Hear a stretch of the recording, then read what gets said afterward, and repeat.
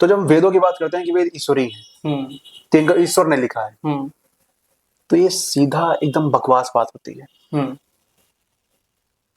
क्योंकि जब आप वेद पढ़ोगे तो उसमें ऋषियों के नाम तक लिखे हुए, शिव जी चलो ना मरते ना जलते, हम कहते हैं शिव जी भी बच जाते लेकिन लोगों को बचा लेते, है ना। ये फिर सही है। तब मानते कि चमत्कार है। जो स्वयं स्वीकार रहा है कि मैंने पाप किए हैं, मैंने अत्याचार किए हैं।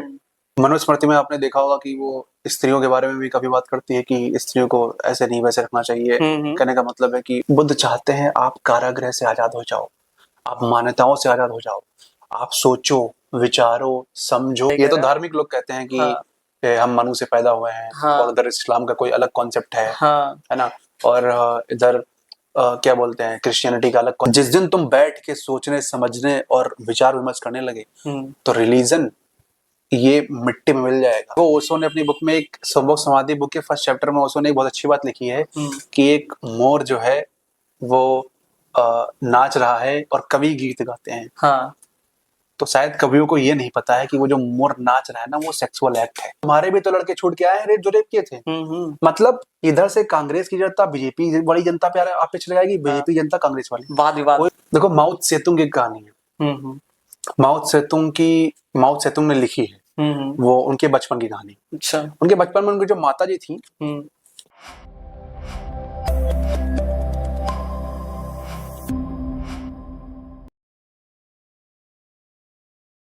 नमस्कार दोस्तों, कैसे हैं आप लोग। आशा करता हूँ कि आप अच्छे होंगे। मैं हूं आपका दोस्त राजन वर्मा। स्वागत करता हूं आपके अपने चैनल द वोकल विस्टा में। आयुष्मान, आप हमारे पॉडकास्ट में आए, आपका बहुत बहुत धन्यवाद।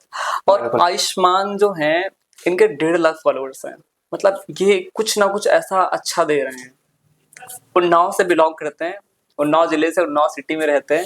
शायद आप नहीं जानते होंगे और जानते भी होंगे, क्योंकि बहुत अच्छी बातें बताते हैं। मतलब फिलॉसफी साइकोलॉजी पे कंटेंट पे वीडियोस बनाते हैं और बहुत अवेयर करने की, मतलब अच्छी तरह से, मतलब एक दिशा दे रहे हैं लोगों को, जो लोग भटके हुए लोग हैं। तो आप आयुष्मान जो हैं इनके प्रोफाइल पर जाइए। इंस्टाग्राम प्रोफाइल जो है हम बायो में मेंशन करेंगे, आप जाइए और देखें कुछ नया। जैसे कि अभी राजस्थान जयपुर में कुछ हुआ है, एक एक्सीडेंट हुआ है, उसमें एक मूर्ति, लोग कह रहे हैं कि मूर्ति नहीं जली है और बाकी वहां पे लोग जो हैं वो जल चुके हैं। तो ये क्या, इस कॉन्सेप्ट के बारे में क्या है मतलब? मैंने भी वो वीडियो देखी है, मैंने अपने प्लेटफॉर्म पे शेयर भी की थी। बस है उसमें सभी लोग जल के राख हो गए। एकदम सोचो दर्दनाक मौत हुई उनकी। और जो शिव जी की मूर्ति है वो रखी हुई है वहां पे, वो उसको कुछ नहीं हुआ है। तो लोग बोल रहे हैं शिव जी की चमत्कार है। शिव जी का चमत्कार ये है कि उन्होंने मार दिया सबको। ऐसा बोल सकते हैं, मतलब मुझे लगता है कि ऐसा कुछ है क्या? ऐसा भी बोल सकते हैं। अच्छा। अरे चमत्कार भाई तब होता जब शिव जी चलो ना मरते ना जलते, हम कहते हैं शिव जी भी बच जाते लेकिन लोगों को बचा लेते, है ना। फिर सही है। तब मानते कि चमत्कार है ना। लेकिन नहीं भाई, नहीं, अंधा समाज एक, वो जिंदा आदमी को नहीं इज्जत देता है, वो मरे हुए मतलब अदृश्य इंसान को इज्जत देना चाहता है, जो मतलब दिखाई नहीं दे रहा है। हाँ, अभी मैं इसकी एक कहानी सुनाता हूँ आपको। टॉल्स्टॉय के बारे में सुना होगा आपने, लियो टॉल्स्टॉय। हाँ, सुना है मैंने। लियो टॉल्स्टॉय सुबह 4 बजे उठे और वो चर्च जा रहे थे। रास्ते में बहुत कोहरा पड़ रहा था। चर्च पहुंचे, देखा चर्च में पहले से एक व्यक्ति मौजूद है। अब वो बाहर खड़े उस व्यक्ति की बातें सुन रहे थे और वो व्यक्ति अंदर प्रार्थना कर रहा था कि हे भगवान, मैंने बहुत पाप किए हैं, मैंने बहुत अत्याचार किया है, मेरे पापों को क्षमा करें, मुझे क्षमा करें, मुझे अपनी शरण में ले, है ना, मेरे ऊपर कृपा बनाए रखें। तो टॉल्स्टॉय ने सोचा कि यार ये कितना सच्चा आदमी है, वरना कौन कहता है कि मैं बुरा हूं। चोर कभी नहीं कहता कि मैं चोरी करता हूं, है ना। अगर उससे कहो कि तुमने चोरी की है तो वो तुमको मारने दौड़ेगा। हत्यारा कभी नहीं कहता मैंने हत्या की है, लेकिन अगर तुम उसको कह दो तो तुमको मारने दौड़ेगा, है ना। तो उसने कहा यार ये व्यक्ति कितना अच्छा है जो स्वयं स्वीकार रहा है कि मैंने पाप किए हैं, मैंने अत्याचार किए हैं। और जैसे ही थोड़ा अंदर बढ़े टॉल्स्टॉय चर्च के अंदर, तो उस व्यक्ति ने भी पीछे मुड़ के देखा। तो उसने टॉल्स्टॉय को देखा, तो उसने कहा कि आपने मेरी बातें सुन ली है। तो उन्होंने कहा अरे मैं अचंभित हूं भाई, ऐसा आदमी पृथ्वी पे पहली बार देखा जो ये स्वीकार रहा है कि हाँ मैं पापी हूं, हाँ मैं अत्याचारी हूं, हाँ मैंने बहुत पाप किए हैं, मुझ पे कृपा करें। तो वो था, उस देश का बहुत बड़ा धनपति था वो। तो उस व्यक्ति ने कहा कि ठीक है, तुमने बातें सुन ली है। टॉल्स्टॉय से उसने बोला, तुमने बातें सुन ली है, ठीक है, लेकिन ये बातें मेरे और परमात्मा के बीच की हैं, तुम इसे कहीं बाहर मत बताना। अच्छा। वरना मैं तुम पे मानहानि का मुकदमा डाल दूंगा। टॉल्स्टॉय ने कहा, यार ये क्या है, अभी तो तुम बड़ी अच्छी बातें कर रहे थे, पाप नहीं किया, और फिर तुम पाप वाली बात कर रहे हो कि मानहानि का मुकदमा डाल दूंगा। अभी कॉन्सेप्ट को समझने वाली बात है, ये कहानी कहना क्या चाहती है। अब वो व्यक्ति चर्च जा रहा है, ऐसे ही मुस्लिम जाता है मस्जिद, हिंदू जाता है मंदिर। हम मंदिर के सामने जाते हैं और हाथ जोड़ कर प्रार्थना करते हैं कि मैंने पाप किए हैं, मैंने अत्याचार किए हैं, मुझे माफ कर देना, मैं अपने पापों को स्वीकारता हूँ। उसने पाप किसके साथ किया होगा? एक मनुष्य के साथ। बेईमानी किसके साथ की होगी? एक मनुष्य के साथ। लेकिन वो मनुष्य से माफी नहीं मांगता है। हाँ। वो चर्च जाके माफी मांग रहा है। क्यों? क्योंकि वहां कोई है ही नहीं। क्योंकि ईश्वर नाम की कोई चीज है ही नहीं थी उनपे। तो वो वहां नंगा खड़ा हो जाएगा, उसको कोई फर्क नहीं पड़ने वाला, उसको पता है खुद। अच्छा, जैसे मैं आपके साथ गलत काम करूंगा और माफी मैं मंदिर में मांग रहा हूँ, क्योंकि मुझे पता है मंदिर में कोई नहीं बैठा है। अरे माफी मुझे आपसे मांगनी चाहिए, मैंने आपके साथ बेईमानी की, आपके साथ अत्याचार किया, आपके साथ मैंने गलत काम किया, तो मुझे आपसे माफी मांगनी चाहिए ना। लेकिन इंसान क्या करता है? मंदिर जाता है कि प्रभु माफ कर देना। पाप पृथ्वी पे करता है, इंसानों के साथ करता है, और माफी वहां मांगता है। क्यों? क्योंकि वहां मांगना आसान है, वहां कोई है ही नहीं, तो मांगोगे क्या? वहां कोई सुनने वाला भी तो नहीं है, कोई नहीं है वहां, है नहीं, तो फिर तो इसीलिए आसान लगता है। हाँ। अरे तुम इतने ही बड़े धर्मात्मा हो, तो तुम जिस व्यक्ति से तुमने बेईमानी की है, जिस व्यक्ति के साथ तुमने अत्याचार किया, जिस व्यक्ति को तुमने सताया है, उस व्यक्ति से माफी मांगो। तुम सारा खेल है कंडीशनिंग का। कंडीशनिंग है, अब जाएंगे वहां मांगेंगे, कोई नहीं बैठा वहां। एक बात ये भी है, जैसे अगर गॉड है तो दुनिया में कितना क्राइम है, दुनिया में कहीं रेप हो रहा है, कहीं एक रेप नहीं हो रहा है। मतलब अभी भी हम लोग बैठकर बात कर रहे हैं, कई जगह कई मतलब कि कन्याओं के साथ में, कई मतलब महिलाओं के साथ में, कई बच्चियों के साथ में रेप हो रहा होगा अभी भी, जिस टाइम हम लोग भी बात कर रहे हैं, जिस टाइम हम ये पॉडकास्ट शूट कर रहे हैं। तो अभी हाल में ही जैसे कि कई मंदिर परिषद में, अयोध्या के मंदिर परिषद में, बदायूं के मंदिर में पुजारी ने रेप किया। ठीक है, तो ये ऐसा सुनने में आ रहा है, और ये बात मैं न्यूज में पढ़ रहा हूँ। अगर ऐसा इतना गलत हो रहा है तो इससे गलत होगा क्या? तो भगवान जो ईश्वर है वो क्यों नहीं आ रहा है? क्या राय रहेगी आपकी? देखो मैं आपको बताऊं, एक पुजारी भी रेप करता है, हाँ, एक मौलवी भी रेप करता है, हाँ, और उधर एक पादरी भी रेप करता है। हाँ, मतलब हाँ, आप सोचो, तीनों कहाँ बैठे हुए हैं? हाँ, उस स्थान पे बैठे हुए हैं जिसको वो कहते हैं परमात्मा, हाँ, जिसे वो सुप्रीम मानते हैं। हाँ, हाँ, और वो एक लड़की के साथ रेप कर रहे हैं, और रेप चल रहा है 1-2 दिन 3 दिन लगातार उसके साथ छेड़छाड़ कर रहे हैं, उसी मस्जिद में कर रहे हैं, उसी मंदिर में कर रहे हैं, उसी चर्च में कर रहे हैं। हाँ, है ना? हाँ, सोचो, वो भगवान को अपना सगा बताते हैं, हाँ, वो रेप कर रहे हैं। हाँ, और उसके बाद जब पता लगता है हमें, हाँ, जब लोगों को पता लगता है तो लोग सवाल उठाते हैं, फिर उसके बाद उसको जेल में बंद किया जाता है। हाँ, अब समझने वाली बात यह है कि उस लड़की को किसने बचाया? कॉन्स्टिट्यूशन ने बचाया या भगवान ने बचाया? क्योंकि भगवान के मंदिर में तो वो ऑलरेडी उसका रेप कर रहा था, भगवान कुछ करने नहीं आया। हाँ, जब लोगों को पता चला, लोगों ने उसके खिलाफ एफआईआर की, लोग, तब वो जेल गया और सजा मिल रही उसे। तो कॉन्स्टिट्यूशन भगवान होना चाहिए या वो? मतलब भगवान नहीं होना चाहिए, लेकिन रक्षा कौन कर रहा है? कॉन्स्टिट्यूशन कर रहा है। मतलब भगवान का दर्जा दे सकते हैं कॉन्स्टिट्यूशन को? बिल्कुल दे सकते हैं। जैसे कि सपोज मुझे भी लगता है, जैसे कि मैं हूं और आप हैं, अगर आप किसी ऐसी परिस्थिति में हैं जो परिस्थिति मतलब बद से बदतर है, और मैं आके आपकी हेल्प करूं, तो हेल्प मैं आपकी कर रहा हूं, तो आपके लिए भगवान कौन होगा? जाहिर सी बात है, आप होंगे। भगवान कह देंगे या फिर ये बोल देंगे कि हाँ भाई आप एक बहुत अच्छे इंसान है, नेक इंसान है। तो मतलब आप जो परिभाषा देंगे वो मुझे ही देंगे। मतलब जो मैं कार्य कर रहा हूँ, मैं आपके लिए कर रहा हूँ, तो आप श्रेय उसका मुझे ही देंगे। बिल्कुल। तो ये बात सच है। मैं वही तो कहता हूँ, भगवान की कोई भी जरूरत नहीं है हमें। हमें खुद से कर्म करना है, खुद से अपने खाने पीने की व्यवस्था करनी है, खुद से अपने बच्चों का पेट पालना है ना? और सीधी सी बात है, अगर आप अच्छा बोलोगे तो आपको, अब मैं आपसे बुरी तरीके से बोलूंगा तो आप मुझे अच्छी बात बताओगे, आप भी बुरे तरीके बोलोगे। हाँ। या फिर आप एक अच्छे, बहुत अच्छे इंसान हो तो आप मुझसे दूर भाग जाओगे। तो सारा खेल अपना है। तुम अच्छे हो तो दुनिया अच्छी है, भगवान का कोई रोल नहीं। हाँ, साइकोलॉजी भी कहती है जैसा हम जिसके बारे में सोचते हैं वो व्यक्ति हमारे बारे में वैसा ही सोचता है। बस। अच्छा, एक बात है, सनातन धर्म जो है वेदों पे चलता है, वेद पुराण चलते, पुराणों पे चलता वेद है। जो है मूल है। हाँ, वेद जो है मूल है। तो वेदों में लिखी हुई जो बातें हैं वो सत्य है, क्योंकि अभी आपने कहा कि गॉड एग्जिस्ट ही नहीं करता है। जब गॉड एग्जिस्ट नहीं करता है तो वेद हमारे बेकार हो गए। बिल्कुल, क्योंकि वेद को बोला जाता है कि ईश्वरीय वाणी है। हाँ, है ना? तो देखो, वेद के बारे में ऐसा है हाँ, कि अगर ऋग्वेद की बात करें हाँ, तो ऋग्वेद में बहुत सारी स्तुतियां हैं जो देवताओं को प्रसन्न करने के लिए बोली गई हैं। हाँ, है ना? और अपने यजुर्वेद की बात करें तो उसमें यज्ञों के बारे में बताया गया है और टोने टोटके के बारे में बताया गया है। हाँ, सामवेद की बात करें तो उसमें देवताओं को प्रसन्न करने वाले मंत्र हाँ, गायन के बारे में है। हाँ, हाँ, अथर्ववेद की बात करें तो उसमें चिकित्सा के बारे में वगैरह बताया गया है। हाँ, देखो, मैं आपको एक चीज बताऊं, तो जब हम वेदों की बात करते हैं कि वेद ईश्वरीय है, तो इनका ईश्वर ने लिखा है, तो ये सीधा एकदम बकवास बात होती है। क्योंकि जब आप वेद पढ़ोगे तो उसमें ऋषियों के नाम तक लिखे हुए हैं, कौन से ऋषि ने कौन से वेद लिखा है। हाँ, तो ये एकदम कहना बेकार है कि इसको ईश्वर ने लिखा है, ये बिल्कुल एकदम बेकार बात है। अच्छा, हाँ, तो आप वेदों को मतलब आगे बढ़ावा नहीं देते हैं।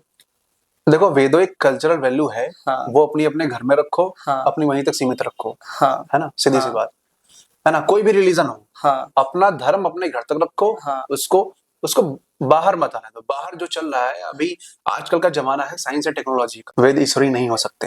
है ना? क्योंकि इनको लिखने वाले इंसान ही थे, इंसानों ने इनको लिखा है, सीधी सी बात। वेदों के बाद एक बहुत ही प्राचीन बुक है आपकी सनातन धर्म में, मनुस्मृति। तो मनुस्मृति जो है वो डिवाइडेशन है उसमें, कई लोग उसको मानते हैं, कई लोग उसको नहीं मानते हैं, क्योंकि मनुस्मृति को बनाया ही गया था ताकि राजपाट के लिए बनाया गया था, ऐसा मैंने पढ़ा है कहीं पे। उसमें ब्राह्मणवाद को बढ़ावा दिया गया है, छुआछूत, स्त्रियों को बहुत ही नीचा दिखाया गया है। तो आपकी राय क्या है मनुस्मृति को लेकर? देखो, मेरी राय सीधी सिंपल सीधी साफ है कि मनुस्मृति में आपने देखा होगा कि वो स्त्रियों के बारे में भी काफी बात करती है कि स्त्रियों को ऐसे नहीं वैसे रखना चाहिए। कहने का मतलब है कि उनको संरक्षण में ही रहना चाहिए। तो देखो, ये क्या कर रही है, आपकी स्वतंत्रता छीन रही है। ऐसी किताब इसमें जो आपने बताया कि ब्राह्मण क्षत्रिय वैश्य शूद्र, ऐसी किताबों को हमें पढ़ना ही क्यों है? सीधी सी बात है। मैंने थोड़ा बहुत पढ़ा, ज्यादा मनुस्मृति के बारे में नहीं पढ़ा है। क्यों? क्योंकि ऐसी किताब पढ़ने से अच्छा है आप कुछ अच्छी बुक्स पढ़ लो, कोई और अच्छी बुक्स पढ़ लो। आप नीत्शे की बुक उठा लो, फ्रेडरिक नीत्शे की, आप स्टोइक फिलॉसफी पढ़ लो, आप इंडियन फिलॉसफी पढ़ सकते हो। तो ऐसी बुक के बारे में मैं भाई बात नहीं करता, क्योंकि ये सब बेकार की बातें हैं। हाँ।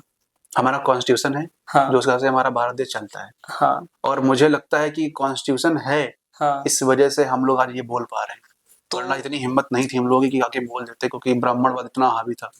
तो जैसे कि अम्बेडकर जी ने 1927 में मनुस्मृति को उन्होंने जला दिया था, तो बहुत अच्छा किया था। तो अच्छी चीज है, बिल्कुल अच्छी चीज। ऐसी चीज जो हमारे समाज के टुकड़े टुकड़े करे, समाज में एक व्यक्ति को नीचा दिखाए, एक व्यक्ति को ऊंचा दिखाए, ऐसी चीज को उखाड़ के फेंक देना चाहिए। क्योंकि सभी इक्वल हैं, सभी समान हैं, सभी के रिस्पेक्ट करो, रिस्पेक्ट दो, रिस्पेक्ट लो। और कॉन्स्टिट्यूशन इसकी वो देता है आजादी। भाई हम आप बैठे हुए हैं, हाँ, है ना? अभी आप ब्राह्मण अपने आप को समझ लो, मैं अपने को शूद्र। तो उस जमाने में अगर हम जाएं तो आप मेरी कोई वैल्यू नहीं करेंगे, लेकिन अगर आज देखा जाए कॉन्स्टिट्यूशन है तो आप मेरी उतनी ही वैल्यू करेंगे, ना चाहते हुए भी करेंगे। तो ये पावर है कॉन्स्टिट्यूशन की, और ये मैं धन्यवाद करता हूँ जो बाबा साहब अम्बेडकर ने कॉन्स्टिट्यूशन दिया। अगर ये ना होता ना तो उस समय तो कम था ब्राह्मणवाद, हाँ, अभी ज्यादा आज ये पीक पे होता।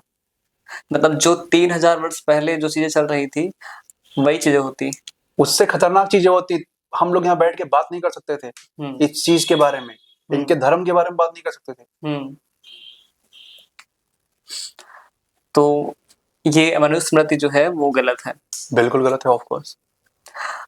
ओशो भी मनुस्मृति को इस तरह की मतलब सारी जो ईश्वर है, ईश्वर एग्जिस्ट करता है, ये सब ओशो चीजें नकारते हैं। ओशो ने सीधे कहा है कि मनुस्मृति असत उन सभी जितने भी असत्य हैं उन असत्यों में से एक है, बिल्कुल बेकार है। तो ओशो की राय में, आप एक ओशो को आपने बहुत ब्रॉडली पढ़ा है, तो आपकी राय क्या रहेगी, क्या ओपिनियन रहेगा ओशो को लेकर? भाई मैं तो कहता हूँ ओशो को सुनो जाके, ओशो को पढ़ो, वो तुम्हारे माइंड के सारे द्वार खोल देगा, सारे द्वार खोल देगा। तुम अभी गुलाम बने बैठे हो, किसी धर्म के होगे, रिलीजन के होगे। अभी पता है मैं एक कहानी सुनाता हूँ आपको, उससे आप समझ जाओगे कि जीवन है क्या। हाँ। है ना। गौतम बुद्ध एक नगर में प्रवेश कर रहे थे, तो प्रवेश करते करते उन्हें एक व्यक्ति मिला जिसने कहा मैं नास्तिक हूं, मैं ईश्वर पर विश्वास नहीं करता, और आप मुझे बताओ ईश्वर है या नहीं। तो गौतम बुद्ध ने कहा अरे ईश्वर है, वही तो है, उसके अलावा कुछ भी नहीं है। बिल्कुल। और सेकेंड चीज, जब वो थोड़ा नगर के और अंदर गए तब एक दूसरा व्यक्ति उन्हें मिला, उसने कहा मैं आस्तिक हूं, मैं ईश्वर को मानता हूं, आप बताइए ईश्वर है या नहीं।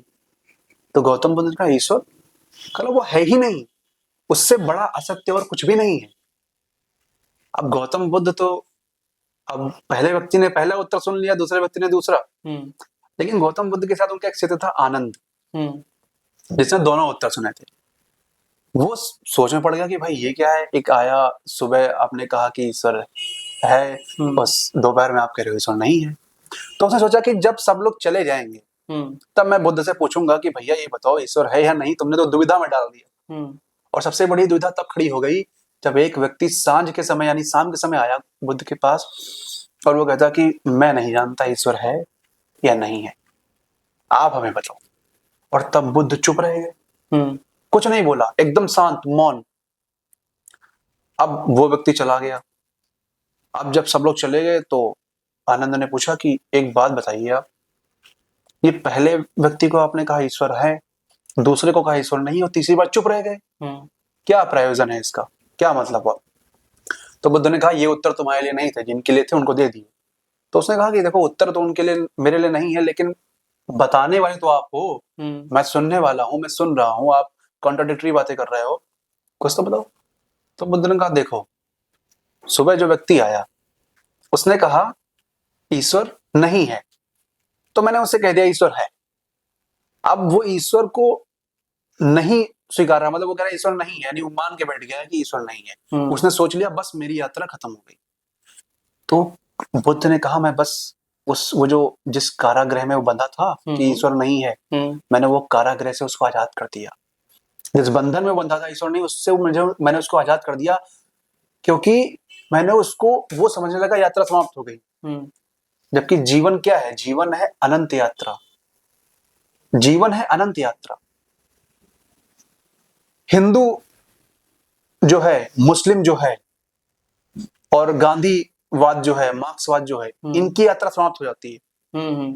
क्यों? क्योंकि उनको एक वाद मिल गया, इन्होंने सोचा कि अच्छा गॉड है, ठीक है, वहीं रुक गए। जीवन क्या है? जीवन एक अनंत यात्रा है, उसका कोई ओर छोर नहीं है, वो अनंत है। लेकिन जब हम कोई वाद पकड़ लेते हैं, हिंदूवाद पकड़ लिया, मुस्लिम पकड़ लिया, मतलब कोई रिलीजन कोई, तो वो यात्रा रुक जाती है।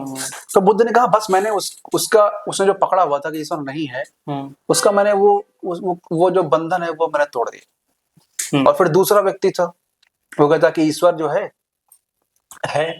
तो मैंने उसकी भी जंजीरें आजाद कर दी, उसको भी मैंने बताया कि ईश्वर नहीं है। क्यों? ताकि वो उस जहां पे वो अटका हुआ है, जहां पे वो मान के बैठा हुआ है, उससे थोड़ा आगे बढ़ जाए, विचार करे, विमर्श करे, सोचे, समझे।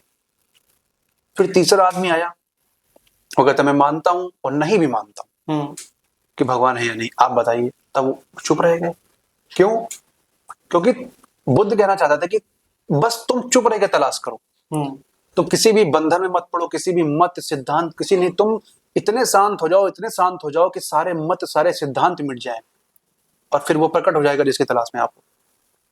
तो बुद्ध का यहाँ पे प्रयोजन क्या था? बुद्ध का क्या मतलब था? सब कहने का मतलब ये था कि बुद्ध चाहते हैं कि आप स्वतंत्र हो जाओ, बुद्ध चाहते हैं आप कारागृह से आजाद हो जाओ, आप मान्यताओं से आजाद हो जाओ, आप सोचो, विचारो, समझो, क्वेश्चनिंग करो, तभी बुद्ध ने कहा था आत्मदीपो भव, अपने प्रकाश स्वयं मानो। किसी ने कह दिया ईश्वर नहीं है मत मानो, किसी ने कह दिया ईश्वर है मत मानो, खोजो, देखो, समझो, जीवन को जानो, तलाशो। अपने विचार खुद बनाओ और अपने विचारों पे फिर सोचो, और मतलब कि उनको मतलब जानने की कोशिश करो बस। बात सही है कि नहीं सही है। और इसी वजह से मैंने फिलॉसफी चूज की थी, हाँ क्योंकि फिलॉसफी हमें आजादी देती है कि अपने हिसाब से आप चीजें समझ सकते हो, सोच सकते हो, ये जीवन क्या है, कैसे आया, सब कुछ। बिल्कुल। तो बुद्ध यही चाहते थे कि हर व्यक्ति के पास अपनी एक सोच हो, अपनी एक विचारधारा हो, वो किसी की विचारधारा में न अटके। अभी मेरी शंकराचार्य के एक शिष्य हैं, उनसे मेरी बात हुई है, उनसे मेरी एक वार्तालाप होगी आस्तिक और नास्तिक के ऊपर, मतलब गॉड एग्जिस्ट नहीं करता। तो उनका जब मेरे पास फोन आया तो मैंने उनके फॉर्म में मेंशन किया था नो गुरु, मैंने किसी भी। तो उनका फोन आया तो उन्होंने कहा तुम्हारा कोई, तुमने मेंशन किया कोई गुरु नहीं है तुम्हारा। हमने कहा हाँ कोई गुरु नहीं है। मैंने कहा मैं स्वामी विवेकानंद को पढ़ता हूँ, मैं परमहंस योगानंद को पढ़ता हूँ, मैं बुद्ध को पढ़ता हूँ, मैं रमण महर्षि को पढ़ता हूँ, परमहंस योगानंद जी को पढ़ता हूँ, और रमण महर्षि को पढ़ता हूँ, और ओशो को पढ़ता हूँ, जे कृष्णमूर्ति को पढ़ता हूँ।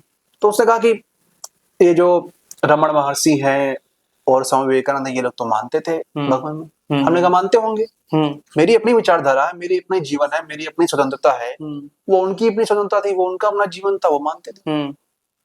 तो ओशो ने खुद, अब वो कहते हैं कि तुम ओशो को इतना पढ़ते हो, भाई मैं पढ़ता हूँ, लेकिन किसी, ओशो ने खुद कहा है कि मुझसे भी बंध के मत रह जाना, अपनी खुद की विचारधारा डेवलप करो, किसी के बंधन में मत बंधो, खुद से विचारो, सोचो, कोई कह दे मान मत लो, समझो, जानो, तब मानो। ओशो से आप कैसे प्रभावित हैं? यही, क्योंकि ओशो ने, पहली बात तो आजकल तो गुरु चाहते हैं कि आओ हमसे जुड़ जाओ, लेकिन ओशो एक ऐसे व्यक्ति थे जो कहते थे कि मुझे भी अपना बंधन में बना लेना। इवन ओशो ने अपनी कहानियों में तक ये बोला है कि जो लोग लोगों को सत्य से मतलब सत्य को दिखाने आते हैं, सत्य को उनके सामने प्रस्तुत करते हैं, जैसे बुद्ध है, अब लोगों ने क्या किया, बुद्ध को एक धर्म बना दिया। तो अब बुद्ध चले गए, अब वो क्या कर सकते हैं, लेकिन बुद्ध किस लिए आए थे? बुद्ध आए थे कि किसी से बंधो मत, इवन बुद्ध से भी मत बंधो। ओशो से आए, ओशो बोला अब मुझे ओशो में बंद के रह जाऊं कि मैं ओशो ओशो करूं ना भाई, ओशो ने हमको समझने की शक्ति दी, धन्यवाद है उनका। अब मेरा रास्ता और आगे है, मैं और आगे जाऊंगा, और लोगों को पढ़ूंगा, वो भी मुझे देंगे, एक दिन मेरा जीवन समाप्त हो जाएगा, सीधी सी बात। मतलब ओशो ने किसी ईश्वर का समर्थन नहीं किया है? कुछ नहीं, ईश्वर, पहली बात तो ईश्वर एग्जिस्ट ही नहीं करता है। ओशो ने ये बोला है God is the greatest lie invention is the in the world.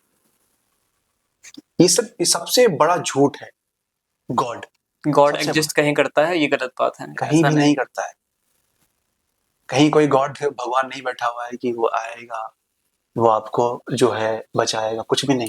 तो अब अभी जैसे कि अभी जो हालात चल रहे हैं अपने यहाँ पर, इन हालातों को लेकर मेरे माइंड में क्वेश्चन आता है। एक आपके आध्यात्मिक गुरु हैं जग्गी वासुदेव, इन्होंने कहा है कि अतीत में गिराए गए सभी मंदिरों को दोबारा बनाना व्यवहारिक नहीं है।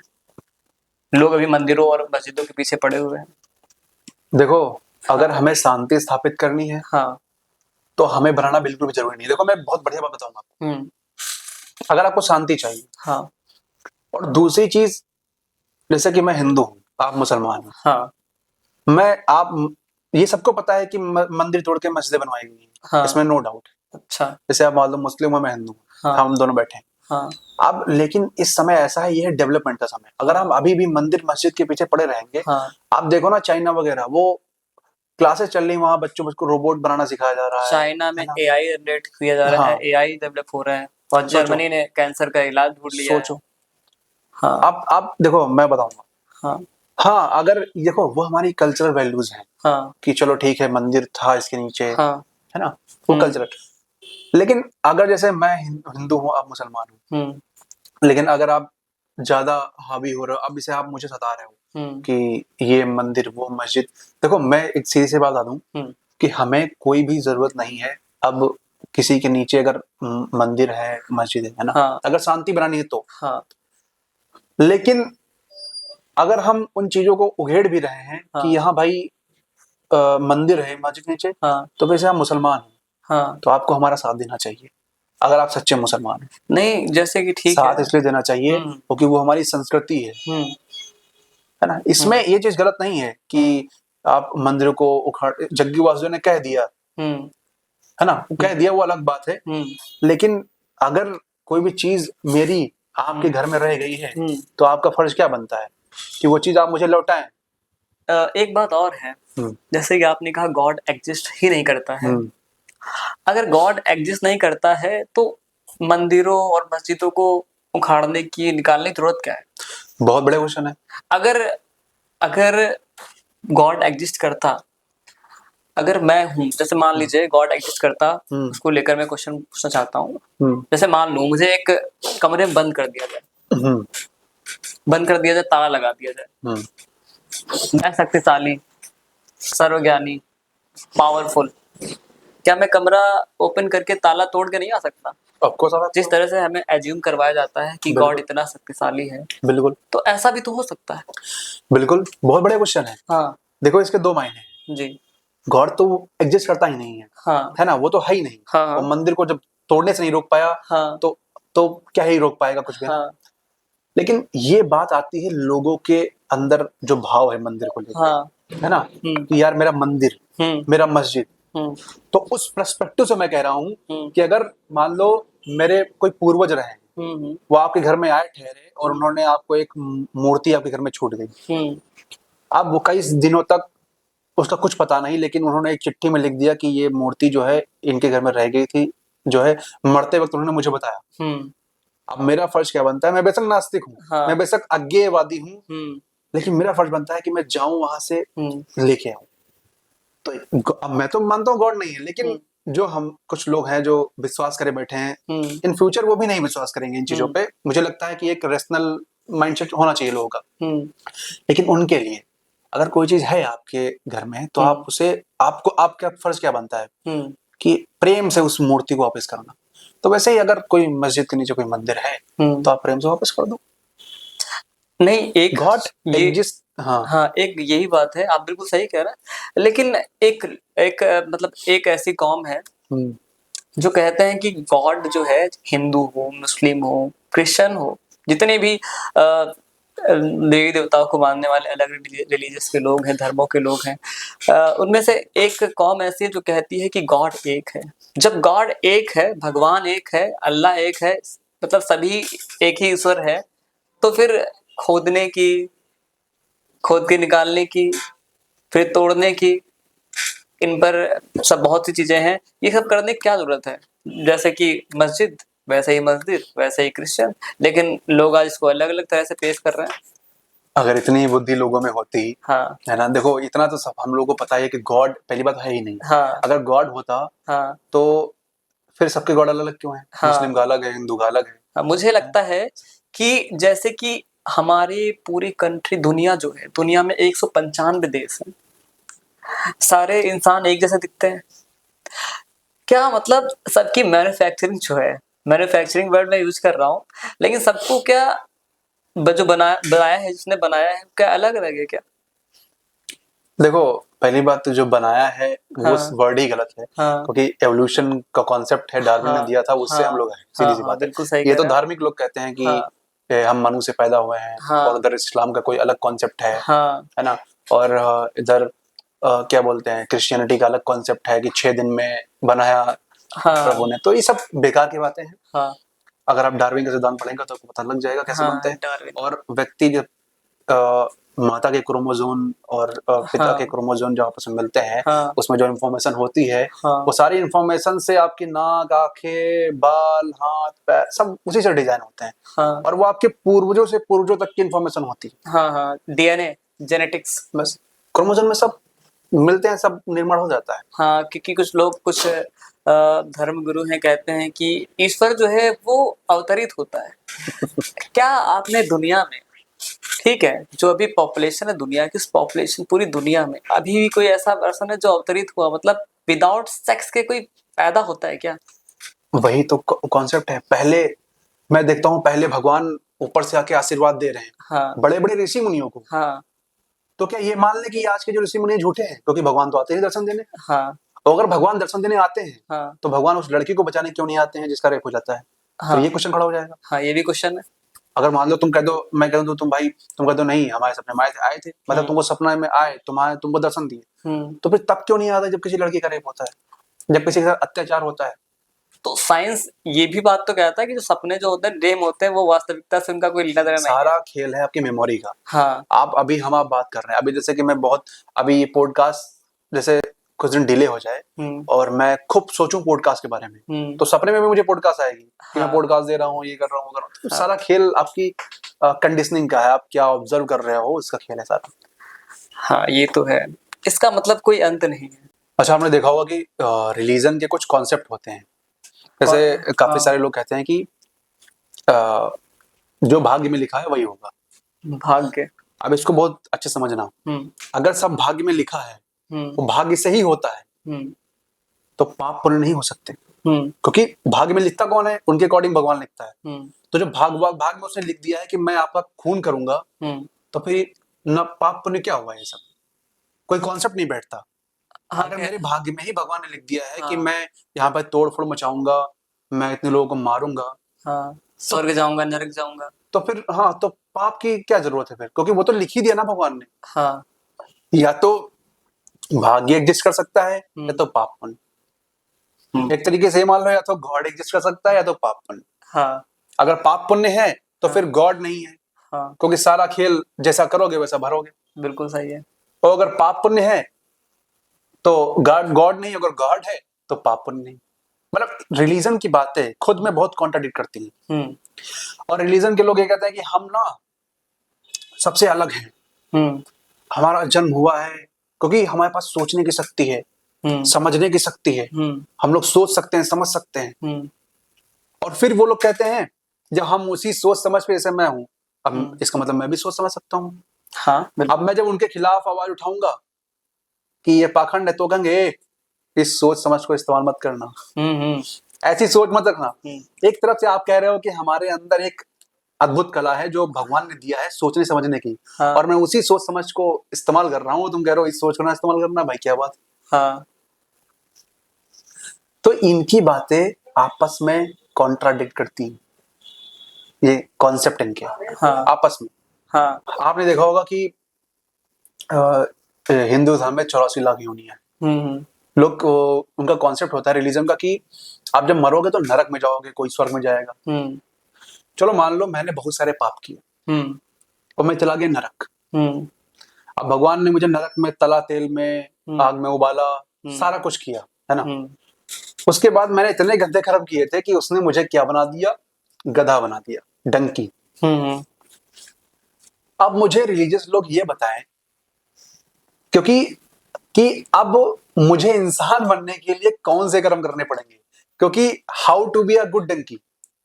भाई ये बताएं रिलीजियस लोग। क्योंकि पशु पक्षियों में गधा एक पशु है, तो उनमें तो कोई किताब चलती नहीं कि आप ये कर्म करो वो कर्म करो। अब भगवान ने मुझे बना दिया गधा क्योंकि मैंने इतने पाप किए थे। अब ये बताओ how to be a good गधा कैसे बन सकते हैं हम जो हम फिर इंसान बन सके। बिल्कुल सही है। हाँ, ये लोग कहते हैं कि इंसान जो है ना वो एक अद्भुत आकृति है ईश्वर की, हम लोग एक अलग मिशन के लिए पैदा हुए हैं, है ना? अरे भाई एक मच्छर भी उसी मिशन के लिए पैदा हुआ है। तुम अपने आप को श्रेष्ठ मानते हो कि हम ही श्रेष्ठ हैं, हम ही श्रेष्ठ हैं, हमारा जीवन बहुत मूल्यवान है। अगरबत्ती और वो क्या बोलते हैं, अगरबत्ती और ये मच्छरों को मारने के लिए तुम लगा देते हो, इनवाइट वगैरह मार डालते हो उनको, काकरोच है उसे मार डालते हो। तो तुमने उनके बारे में नहीं सोचा कि उनका जीवन भी था, वो भी जी रहे थे अपना जीवन। तो ये सब बातें एकदम पागलपन की बातें प्रतीत होती है, एकदम पागलपन।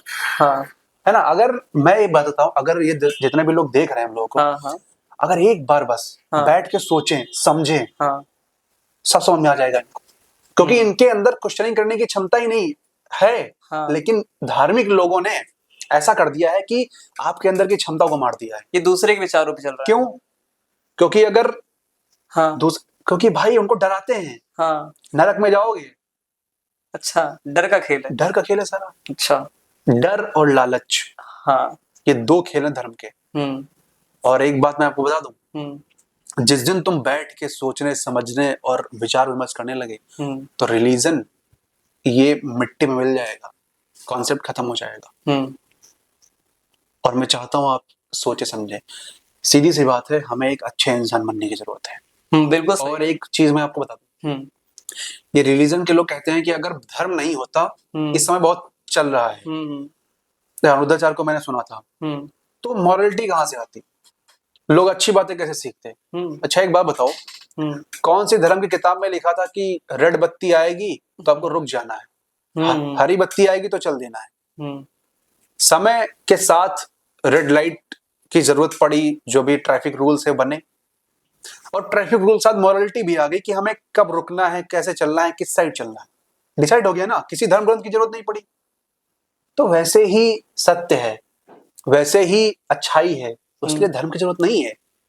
जैसे कि साइंस की बात करते हैं, हाँ, जैसे साइंस से हर एक चीज बनाएगी, वॉशिंग मशीन, हम लोग कैमरा यूज कर रहे हैं, जितनी भी साइंस है, इलेक्ट्रॉनिक्स गैजेट्स बने हुए हैं, किसी वेद पुराण धर्म में किसी में नहीं लिखे। अगर भगवान को पता होता तो वो क्यों ना बना लेते। सीधी सी बात है, मैं लोगों से कहता हूँ कि आप साइंस, आप जैसे पूर्वज आपके चलते थे, हाँ, धोती पहन के पैदल, हाँ, और झोपड़ी में रहते थे वो बना बना के पेड़, तो आप वैसे रहो। मान लेंगे आप बहुत, आप यूज कर रहे हो साइंस की चीजें, टेक्नोलॉजी की चीजें, आप उन्हीं के बारे में गलत सलत बोल रहे हो, है ना, कि ये एकदम बकवास चीजें हैं।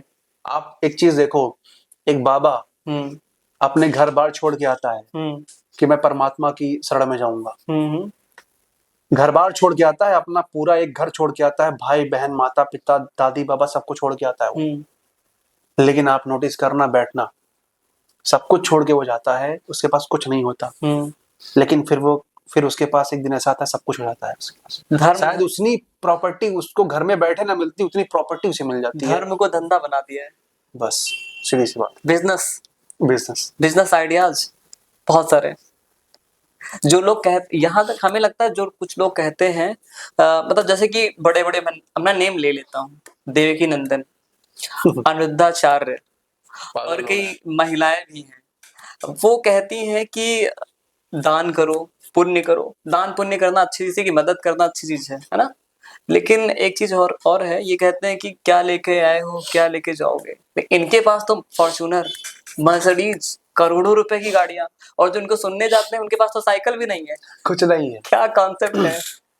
रविन्द्रनाथ टैगोर की एक कहानी है। हाँ, रविन्द्रनाथ टैगोर अपनी झोपड़ी में जो है, घास फूस की बनी थी, हाँ, छप्पर की, उसके अंदर बैठ के किताब पढ़ रहे थे, मोमबत्ती जला के। अच्छा, हाँ, वो किताब पढ़ रहे थे। हाँ, तो काफी टाइम हो गया, उन्होंने क्या किया, मोमबत्ती को बुझा दिया और किताब बंद कर दी। हाँ, जैसे ही उन्होंने मोमबत्ती बुझाई, हाँ, जो छोटे छोटे छिद्र नहीं होते छप्पर में, हाँ, हाँ, उनसे चांद की रोशनी आने लगी, क्योंकि उस दिन पूर्णिमा का चांद था। अच्छा, चांद की रोशनी आने लगी, खिड़की थी, खिड़की में जो सुराख थे छोटे छोटे, उनसे रोशनी आने लगी।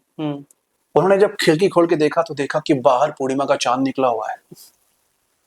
तो तब उन्होंने एक चीज लिखी कि मैं भी कितना पागल था, जो इस मोमबत्ती के उजेले में इस चांद को मैं समझ नहीं पा रहा था। कहने मतलब इस मोमबत्ती के छोटे से उजेले ने उनको बांध के रखा कि वो इस अनंत प्रकाश को महसूस ही नहीं कर पा रहे थे जो बरस रहा था।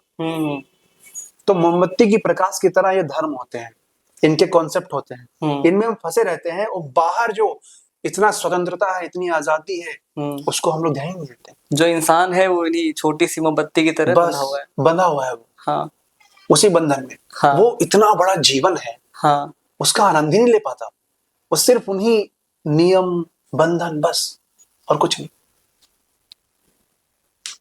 ये खेल है सारा खेल, मतलब डर का है, बस डर और लालच धर्म। लोग डरा के पैसा कमा रहे हैं धर्म के नाम पे, बिल्कुल, करोड़ों रुपए की प्रॉपर्टी बना रहे हैं, बिल्कुल, दूसरों को कह रहे हैं कि आप भाई, आप तो दान कीजिए, आप सब दान कर दीजिए। हाँ, अच्छा, एक चीज समाज में और दिखती है। हाँ, जैसे कि मैं एक कहानी और सुनाता हूँ। हाँ, आपने अक्सर देखा होगा कि खेत में वो बना के तैयार कर देते हैं, मतलब कि गलत मतलब झूठा इंसान, हाँ, हाँ, मटकी लगा दिया, हाँ, शर्ट पहना दिया, हाँ, तो वो टंगा हुआ था, हाँ, आदमी खेत में, जानवर उससे डरते थे, उस खेत में नहीं आते थे। हाँ, तो एक दार्शनिक फिलोसोफर वो वहां से गुजर रहा था, तो उससे उसने पूछा, वो जो आदमी, झूठा आदमी खड़ा था, कि तुम धूप गर्मी, सर्दी, बरसात सब यहीं गुजार देते हो, थकते नहीं हो। तो उसने कहा थकते पागल हो गया, हंसने लगा वो। उसने कहा लोगों को डराने में मजा आती है। वो कहने लगा लोग मुझसे डरते हैं, पशु पक्षी मुझसे डरते हैं, मुझे मजा आती है। वो जानते हैं कि मैं सत्य हूं, बेशक मैं वो असत्य है, वो झूठा इंसान है। कला इससे मुझे फर्क नहीं पड़ता। कला वो पशु जानता है कि मैं सत्य हूं और वो मुझसे डरता है, मुझे मजा आती है। और वो जो सारे पशु पक्षी जो भी है सब डरते हैं मुझसे कि मैं अच्छा मतलब सच्चा इंसान हूं, एकदम सत्य इंसान हूं, इसलिए मुझे मजा आती। तो उस फिलोसोफर ने कहा कि यार तुमने तो मेरी बात कह दी, क्योंकि मैं भी दूसरों की आंखों में देख के जीवन जीता हूँ। अक्सर लोग यही कर रहे हैं। हाँ। अपने आप को नहीं देखेंगे, दूसरा क्या कर रहा है, दूसरे की आंखों में। मतलब मैं अपना एग्जांपल लेता हूँ, मान लो मैं एक ऐसा व्यक्ति हूँ और मैं ये हर इंसान सोचता है कि वो दूसरों की आंखों में अच्छा होना चाहिए, दूसरे की नजर में अच्छा दिखे। हाँ, क्या करूं जो मैं दूसरों की नजरों में अच्छा हो जाऊं। अब एक चीज देखो, जितने भी गाली गलौज वाले क्रिएटर हैं, हाँ, गालियां देते हैं, हाँ, इनके मिलियंस में फॉलोवर्स हैं, हाँ, हरियाणा के हैं, हाँ, है ना, और इधर जो हमारे रोस्टर साहब हैं कैरी मिनाटी, हाँ, है ना, हाँ, जो लोग गालियां देते हैं। हाँ, अब अपने इधर साइड के लोग क्या सोच रहे हैं कि मिलियंस में लोग हैं और लोग रेस्पेक्ट भी देते हैं उनको, क्योंकि मिलियंस में फॉलोवर है। हाँ, तो यहाँ के लोग अब ये नहीं देखेंगे कि ये कितना अच्छा कर सकते हैं, वो कितनी गलत चीज है गाली गलौज। हाँ, तो इन्होंने क्या किया, अपनी आंखों से अपने आप को नहीं देख रहे हैं, लोगों की आंखों से देख रहे हैं कि लोग उन्हें पसंद कर रहे हैं, तो अब मुझे भी पसंद करेंगे, चलो हम भी गाली वाला बनाते हैं। ऐसा बहुत लोग कर रहे हैं, बहुत लोग उन्नाव में मैंने देखा है। हाँ, एकदम मतलब अगर एक वर्ड यूज करें अपना देहाती वाला, हाँ, हाँ, कि गंध मचा के रखी है।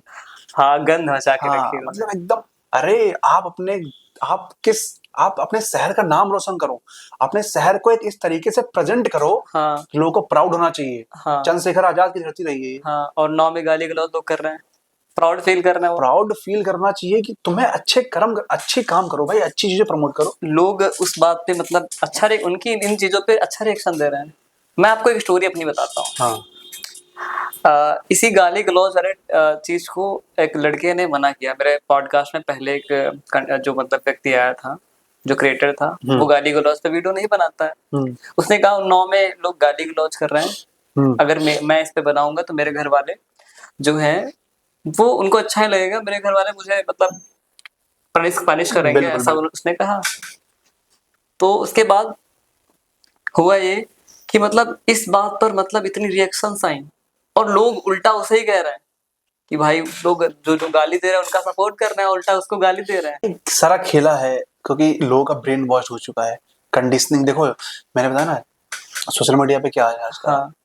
आपके आसपास आप जैसा देखोगे, आप एक प्रयोग करके देखना, मैं आपके दर्शकों को बता रहा हूँ। हाँ। आप एक प्रयोग कर, अगर आप एक अच्छे इंसान हो, बहुत अच्छे व्यक्ति हो, गाली नहीं देते हो, हाँ, तो अब एक काम करना, केवल 21 दिन, हाँ, गाली वाले कंटेंट देखना, हाँ, और ऐसे लोगों से मिलना जुलना। तुम अगर 10 लोगों से मिलोगे ना वैसे, हाँ, तो 11वें आप हो जाओगे। सारा खेल आपके सोसाइटी का है, सारा खेल आप क्या ऑब्जर्व कर रहे हो, हाँ, आपकी कंडीशनिंग परमानेंट कैसी हो रही है, हाँ, है ना, सारा खेल वही है। साइकोलॉजी कहती है कि कोई भी काम अगर आप कर रहे हैं 21 दिन तक, अगर आप जैसे मान लीजिए आप गाली भी दे रहे हैं, गाली छोड़ने का तरीका भी मैं आपको बताता हूँ, मैं बता ही देता हूँ। अकॉर्डिंग टू साइकोलॉजी, अगर आप कोई वर्क काम कर रहे हैं, अगर उसको छोड़ना चाहते हैं, कोई अपनी बुरी आदत छोड़ना चाहते हैं, कोई गंदी आदत है, मैथुन बहुत लोग करते हैं, ऐसी गंदी आदतें, मास्टरबेशन करते हैं, अगर आपसे नहीं छूट रहा है तो आप 21 दिन तक ना करें, और 21 दिन के बाद वो आदत जो है आपकी छूट जाएगी, वो मैथुन हो या कोई भी गंदी आदत हो। और एक तरीका मैं आपको बताता हूँ, ये तो साइकोलॉजी का तरीका हो गया, जो कि बहुत बढ़िया तरीका है, नो डाउट। हाँ, प्रैक्टिकल तरीका है, प्रैक्टिकल तरीका है। एक तरीका और है जो मैंने बहुत सारी बुक्स पढ़ के सीखा है, हाँ, कि अगर आप मास्टरबेशन करते हो, हाँ, आप कोई भी गलत काम करते हो, आप उसकी जड़ जान जाओ, कि ये मैं कर रहा हूँ, क्या होगा इससे, क्या होता है इससे। आप क्वेश्चन ही करने लगो कि मैं करता हूँ, मैं किस लिए करता हूँ, मजा आती है, फिर वीडियो देखता हूँ, ये मजा आ रही है मुझे। आप उसके तह तक चले जाओ। जब आप तह तक चले जाओगे ना, तो आपको उसकी असलियत दिख जाएगी। हाँ, बिल्कुल। आप जब एक सोशल मीडिया पे एक लड़की को देखते हो, वो नंगी नाच रही है, मतलब जो भी अपना प्रदर्शन कर रही है, तो आप सोचो एक बार जरा बैठ के कि ये ऐसा क्यों मैं उत्तेजित हो रहा हूँ, अपने आप को भी लो उसमें, क्वेश्चनिंग करो, क्यों ऐसा क्यों हो रहा है कि मैं उत्तेजित हो रहा हूँ, ये नाच रही है। और एक प्रयोग करना, कभी भी एक लड़की अगर अभद्र कपड़े पहन के आ रही है, उसकी आंखों में देखना आप, आपके अंदर उत्तेजना नहीं उठेगी। सारा खेल है थॉट का, विचारों का। हाँ, विचारों का खेल है। तो जब आप कोई भी गंदी आदत छोड़ना चाहते हो तो उसके तह में चले जाओ, उसको जान लो एकदम कि ये चीज हो क्यों रही है, इसका जो मेन रूट है, मेन कॉज है वो क्या है। अगर वो आपने देख लिया तो ये चीज छूट जाएगी, क्योंकि आपको सत्य पता नहीं होता और चीजें परोस दी जाती है। आयुष्मान, एक बात ये है, जैसे कि अपने भारत में, स्पेशली भारत की बात कर रहा हूँ क्योंकि भारत में ही सेक्स जैसे चीज को टैबू माना जाता है। लेकिन ओशो ने एक बुक लिखी है संभोग से समाधि की ओर। लेकिन ओशो इस चीज को टैबू नहीं मानते। ओशो ने सेक्स को जागरूकता फैलाने के लिए उन्होंने एक बुक भी लिखी है। बहुत लोग इसको गलत मानते हैं। आपकी क्या राय है, क्योंकि आप वो बुक पढ़ चुके हैं आई थिंक। बिल्कुल, मैंने उस पर लेक्चर भी डाला हुआ है 1 घंटे का। हाँ, मेरा चैनल है प्योर फिलॉसफी। हाँ, तो उस पर लेक्चर भी डाला हुआ है 1 घंटे का पूरा। हाँ, उसको मैं इसीलिए एक्सप्लेन कर रहा हूँ ताकि लोग जाने। हाँ, जैसे आप लोग समझते हो ना कि उसमें सेक्स वगैरह होगा, कुछ भी ऐसा नहीं है उसमें।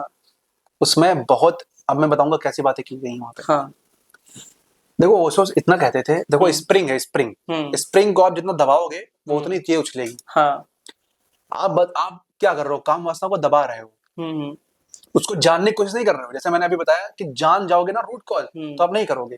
तो काम वासना को जानने का तरीका बताया उसने कि इसको जान लो, इसका रूट कॉज क्या है, इससे क्या मिलने वाला है, क्या मिलेगा। अगर आप इसको समझ गए तो आप फिर मास्टरबेशन नहीं करोगे, आपके अंदर गंदे विचार नहीं आएंगे। तो हाँ, तो जैसे कि नहीं, ये जो ओशो है, ओशो के अकॉर्डिंग ये चीज मतलब सब उन्होंने इसको गलत नहीं बताया। हाँ, तो अपने भारत में टैबू क्यों है, मतलब? मैं बताता हूँ। हाँ, देखो अपने भारत में ब्रह्मचर्य बहुत प्रचलित है कि ब्रह्मचर्य है। हाँ, ओशो ने बेसिकली उस बुक में ये भी कह रखा है कि देखो, अगर आप से एक बात बताएं कि आजकल कौन ऐसा व्यक्ति है जिसके अंदर ये काम वासना चल रही है। हर एक ऐसा व्यक्ति है। एक लड़की निकलती है, लोग देखते हैं और भाई क्या माल जा रहा है, तुरंत काम वासना उत्पन्न होती है। मैं आज तक जिस भी सर्कल में रहा हूँ या फिर लगभग जितने भी लोग मुझे मिले हैं, कहीं ना कहीं वो दिख जाते हैं इस माइंड के, नो डाउट है ना। मैं इसे ऑब्जर्व करता हूँ कि भाई यहाँ भी काम वासना है। देखो, हम ओशो कहते हैं कि जब हम बच्चे होते हैं, तो ओशो ने उस बुक में ये भी तो बताया हुआ है कि बच्चों को इतनी जल्दी कपड़े मत पहनाओ। अच्छा, लड़के हो लड़कियों, उनको आपस में खेलने दो, उनको आपस में खेलने दो, एक दूसरे को जानने दो, है ना, एक दूसरे के शरीर से परिचित होने दो। जब वो आप मिट्टी में खेलेंगे, जानेंगे, समझेंगे, जब आप जैसे कोई भी चीज आप छुपाओ तो वो बहुत ज्यादा उत्तेजना होती है उसे देखने की, कि क्या है क्या है क्या है। लेकिन जब उसे हम बचपन में ही बढ़िया उससे परिचित हो जाएंगे। आजकल क्या होता है, बच्चा 6 महीने का नहीं होता, उसे हम कपड़े पहना देते हैं एकदम पूरा। पहले पहले बच्चे मिट्टी में खेला करते थे नंगे नंगे। पहले अगर देखा जाए तो बस ओशो का ये कहना था कि बच्चों को साथ में खेलने दो, एक दूसरे से परिचित होने दो, मेल को फीमेल से, फीमेल को मेल से। वो ऑटोमेटिक काम वासना उतनी फिर नहीं रह जाएगी, क्योंकि एक दूसरे से परिचित हो जाएंगे अच्छे तरीके से। हम लोग शुरू से ही उनको कपड़े पहना देते हैं। और काम वासना को जो लोग गलत कहते हैं, वो लोग भी इसी से पैदा हुए हैं। गलत कोई चीज नहीं होती है, तरीका गलत होता है।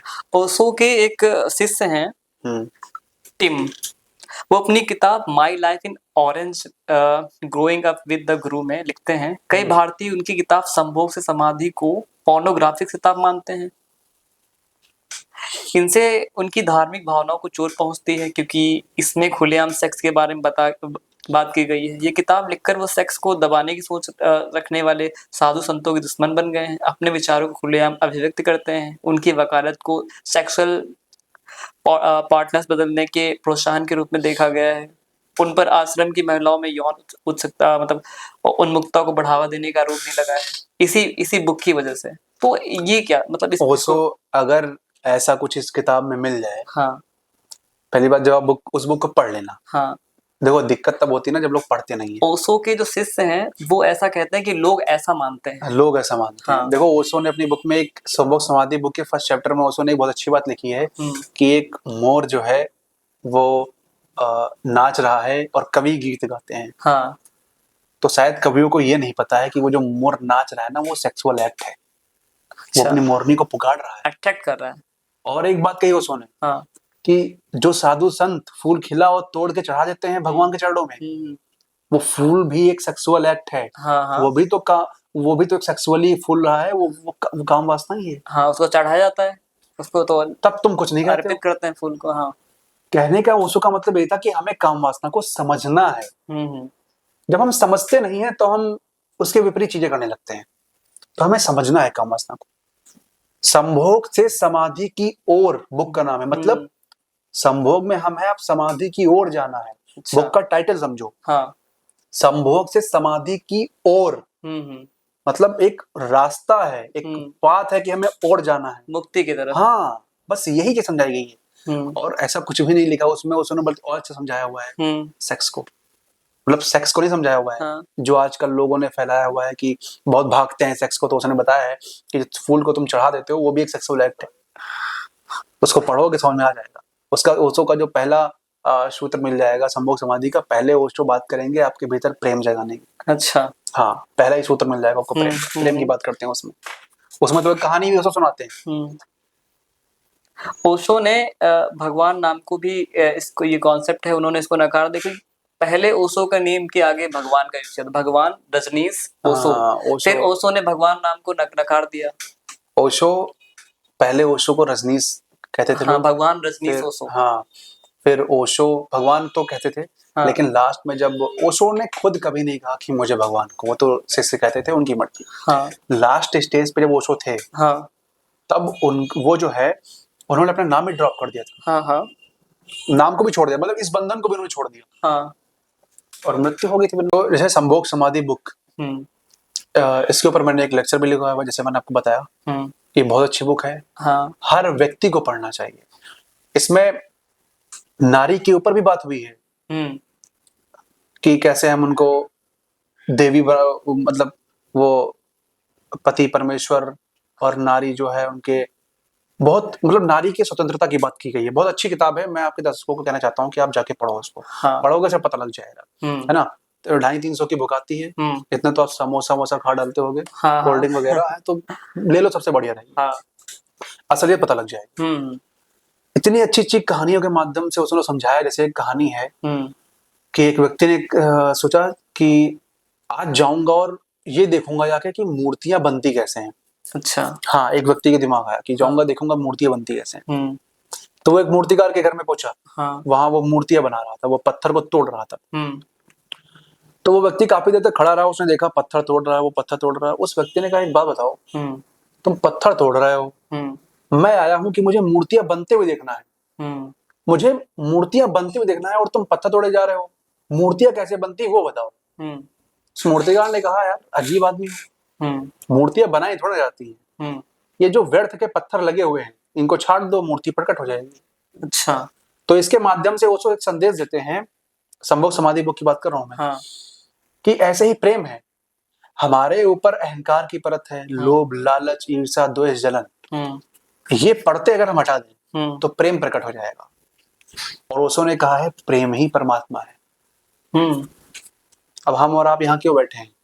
प्रेम है तभी तो बैठे हैं। अगर लड़ाई होती तो मैं भी कहता भाई मैं भी जा रहा हूँ, नहीं जा रहा हूँ, नहीं बिल्कुल, सारा खेल प्रेम का है। हाँ, तो ये बहुत ऐसी कई कहानियां हैं, कहानियों के माध्यम से लाइफ को, जीवन को, और जो लोग काम वासना को बहुत अच्छे तरीके से समझाया है।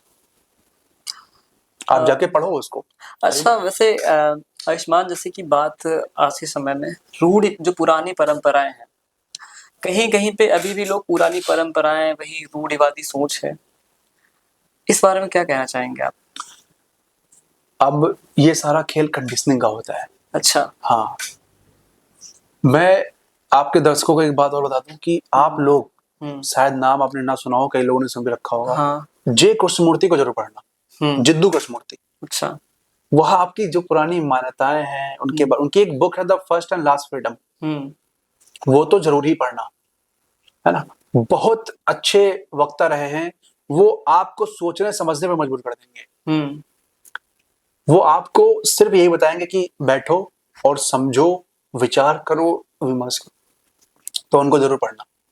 और कई सारी फ्लिपकार्ट है, अमेजोन है, उनकी बुक्स मंगाओ, पढ़ो। बहुत महंगी उनकी बुक्स भी नहीं है, 200 रुपए की। ₹250 की, मंगा के पढ़ो। तो वो आपको बहुत अच्छी तरीके बता देंगे सारा खेल कंडीशनिंग का है, जो भी परंपरा आप फॉलो कर रहे हो। ये कोई मतलब नहीं है इनका, मतलब जोड़ दिया गया है कि यमुना नदी के किनारे जाओगे, वहां पूजन करवाओगे तो आपके जो है 7 पुश्तें आपकी तर जाएंगी। अरे वो सब चले गए मर के, कोई फर्क नहीं पड़ता। जिसको जाना था, जब एक दिन मैं भी नहीं रहूंगा, मैं भी चला जाऊंगा। सबको जाना है, सबको जाना है। कुछ पूजा पाठ करवा के कुछ नहीं होने वाला। ये जो लोग भोजन करवाते हैं कि ब्राह्मणों को भोजन करवाओ, नहीं, जब मृत्यु हो जाती है लोग बुलाते हैं। इस सारा एक बिजनेस है। मैं आपको एक चीज बताऊं, ब्राह्मण लोग जो थे इतने चालाक थे कि जीवन से लेके मृत्यु तक उन्होंने सारे अपने बिजनेस खोल रखे थे, कमाने खाने के जरिए खोल रखे हैं, आज भी खोल रखे हैं और पहले से। हाँ है ना। आज तो लोग जागरूक हो रहे हैं तो उतना उनका बढ़िया सा बिजनेस नहीं चल पा रहा, लेकिन तब भी बहुत है भैया। बहुत बिजनेस चल रहा है तगड़ा। तो आपका जन्म हुआ है, 16 संस्कार के बारे में पढ़ा होगा। 16 संस्कारों में जरूरत पड़ती है ये ब्राह्मणों की, पंडित पुजारियों की। और मृत्यु पे भी, मतलब जन्म से लेके मृत्यु तक वो उन्होंने अपना जरिया ढूंढ लिया। सीधी सी बात। तो भाई इन सब चीजों से अलग हटो, पढ़ो। हमारा देश को जरूरत है नौजवानों की। भगत सिंह बनो, चंद्रशेखर आजाद बनो, और मैं कहता हूं अल्बर्ट आइंस्टीन बनो, न्यूटन बनो, ये सब बनो। ये बाबा बनने की, आजकल देखो बच्चे बाबा बन के बैठे हैं। हाँ, नए मतलब 9-9 10-10 साल के बच्चे, मतलब उनके माता पिता ने उनको दान कर दिया है मंदिरों में। मैं ये सोचता हूँ कि सरकार ये देख क्या रही है भाई, क्योंकि जो चीज जितना ज्यादा फैलेगी लोग क्या करेंगे, उतना ज्यादा उसे फॉलो करेंगे। कहीं ना कहीं सरकार भी तो बढ़ावा दे रही है। बिल्कुल दे रही सरकार बढ़ावा। हाँ भाई इसको रोक लगानी चाहिए। हाँ, लेकिन सरकार फायदा इसलिए ढूंढ रही है क्योंकि देखो आजकल के तुमने बाबा देखे होंगे, उनके पास बहुत सारी पब्लिक है। हाँ, राजनीति जुड़ी हुई है। तो बाबाओं के पास पब्लिक है। हाँ, बाबा आके बोल देगा, ए भैया बीजेपी को वोट देके आना है। अब इतनी सारी करोड़ों पब्लिक उनको जानने वाली, तो वो नेता कैसे दुश्मनी कर ले उनसे। उसका वोट बैंक नहीं चला जाएगा। तो सारा खेल चाहिए। अभी एक रैली चलाई गई थी बागेश्वर धाम के द्वारा, उस रैली का क्या कॉन्सेप्ट है? बटोगे तो कटोगे, योगी जी का। बांटा किसने है? किसने बांटा? सबसे पहला क्वेश्चन बनता है, बांटा किसने है? किसने? 4 वर्णों में तुमने बांटा, ब्राह्मण क्षत्रिय वैश्य शूद्र। तुम्हारे जो शंकराचार्य हैं आज भी वो यही जाति सिस्टम मानते हैं, कास्ट वाला। मनुस्मृति को लागू करते हैं। तो भाई तुम खुद बांट रहे हो और तुम खुद कह रहे हो कि बटोगे तो कटोगे। अरे भैया, एक व्यक्ति मंदिर जा रहा है, मंदिर में उसको नकारा जा रहा है कि भाई तुम नहीं आ सकते मंदिर। आज तो खैर सबको मंदिर जाना अलाउ है क्योंकि आज कॉन्स्टिट्यूशन है। लेकिन पहले क्या था? आज जो लोग, अभी ये मत कहना कि आज लोग मंदिर जाते हैं, अरे आज लोग जाते हैं तो कॉन्स्टिट्यूशन की वजह से जाते हैं, उनको राइट्स मिले हुए हैं। लेकिन पहले क्या था? तुम नहीं जाने देते थे उनको मंदिर, भगा रहे हो उनको। अभी भी यही चल रहा है। अभी भी बहुत सारे मंदिरों में लोग घोड़ी नहीं चढ़ने देते, मतलब नीची जाति वाले लोगों को घोड़ी तक नहीं चढ़ने देते। अभी घोड़ी चढ़ने पे बहुत बवाल हुआ है एक जगह पे। बवाल क्या, पुलिस आती है, संरक्षण देती है, तब वो घोड़ी चढ़ पाते हैं। ये मतलब सोचो, अभी भी सोच पनप रही है। भाई छूट किसने दे रखी है इतनी? बस इन्होंने। और मैं कहता हूँ कि ये जो बाबा हैं, इनसे एकदम दूर रहो। अच्छा। एकदम दूर रहो। इनके पास कोई विचारधारा नहीं है। सिर्फ सिवाय पाखंड के। आपको पढ़ना है, आप जे कृष्णमूर्ति को पढ़ो, आप रमण महर्षि को पढ़ो, आप स्वामी विवेकानंद को पढ़ो, आप पढ़ो परमहंस योगानंद जी को, उनको भी पढ़ सकते हो, ओशो को पढ़ सकते हो आप। कई सारे लोग हैं जो आप उनको पढ़ो। अच्छा आयुष्मान, ये बागेश्वर धाम सरकार जैसे है, ठीक है, तो यहाँ पर हमें लगता है आपका भविष्य बता देते हैं। ऐसा कुछ भी नहीं है। फिर क्या अगर ऐसा हो, अगर एक बात दो, कितने सारे ट्रेन हादसे हुए। अभी उड़ीसा में हुआ था, जयपुर का गैस कांड हुआ। अगर इतनी शक्ति होती ना तो अभी तक का बचा लिए होते उनको। ये सिर्फ एक छलावा है बस। अच्छा, सेटिंग होती है सब इनकी पहले से। वो कौन है एक व्यक्ति, क्या नाम है उनका, उन्होंने चुनौती दी थी इनको। कोई थे, नेम मुझे नहीं याद आ रहा है अभी। चुनौती दी थी कि आओ प्रूव करो। ये गए नहीं वहां पे।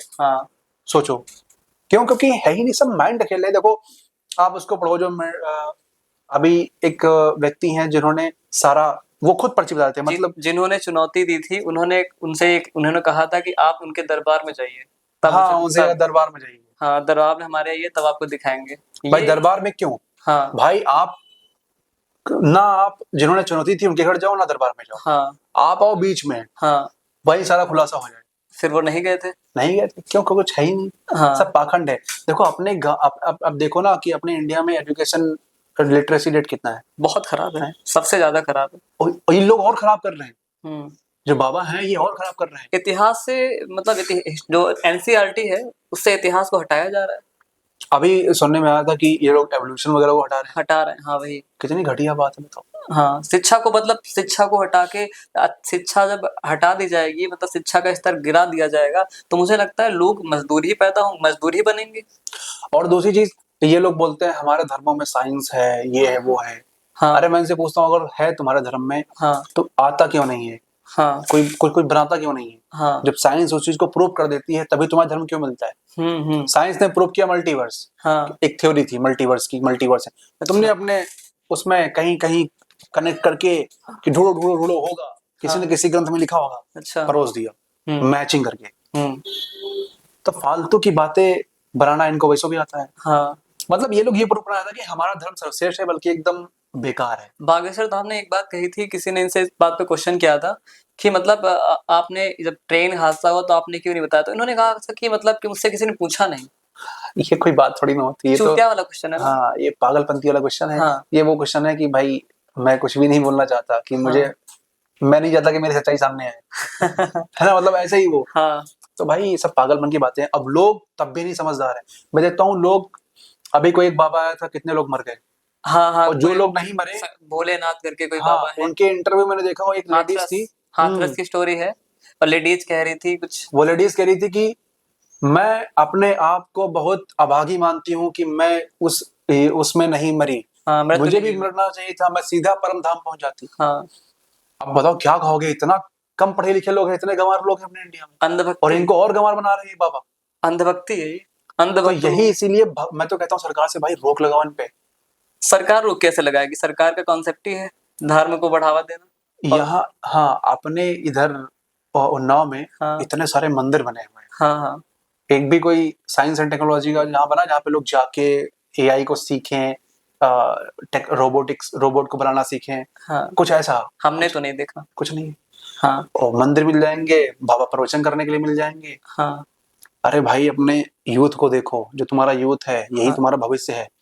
और एक बात बताएं, आज इजराइल कितने लोगों को टक्कर दे रहा है, क्योंकि वो उसने टेक्नोलॉजी पे काम किया है, साइंस पे काम किया है। तुम भी करो, वरना एक दिन ऐसा आएगा कि कहीं के नहीं भी, जो ना घर के ना घाट की।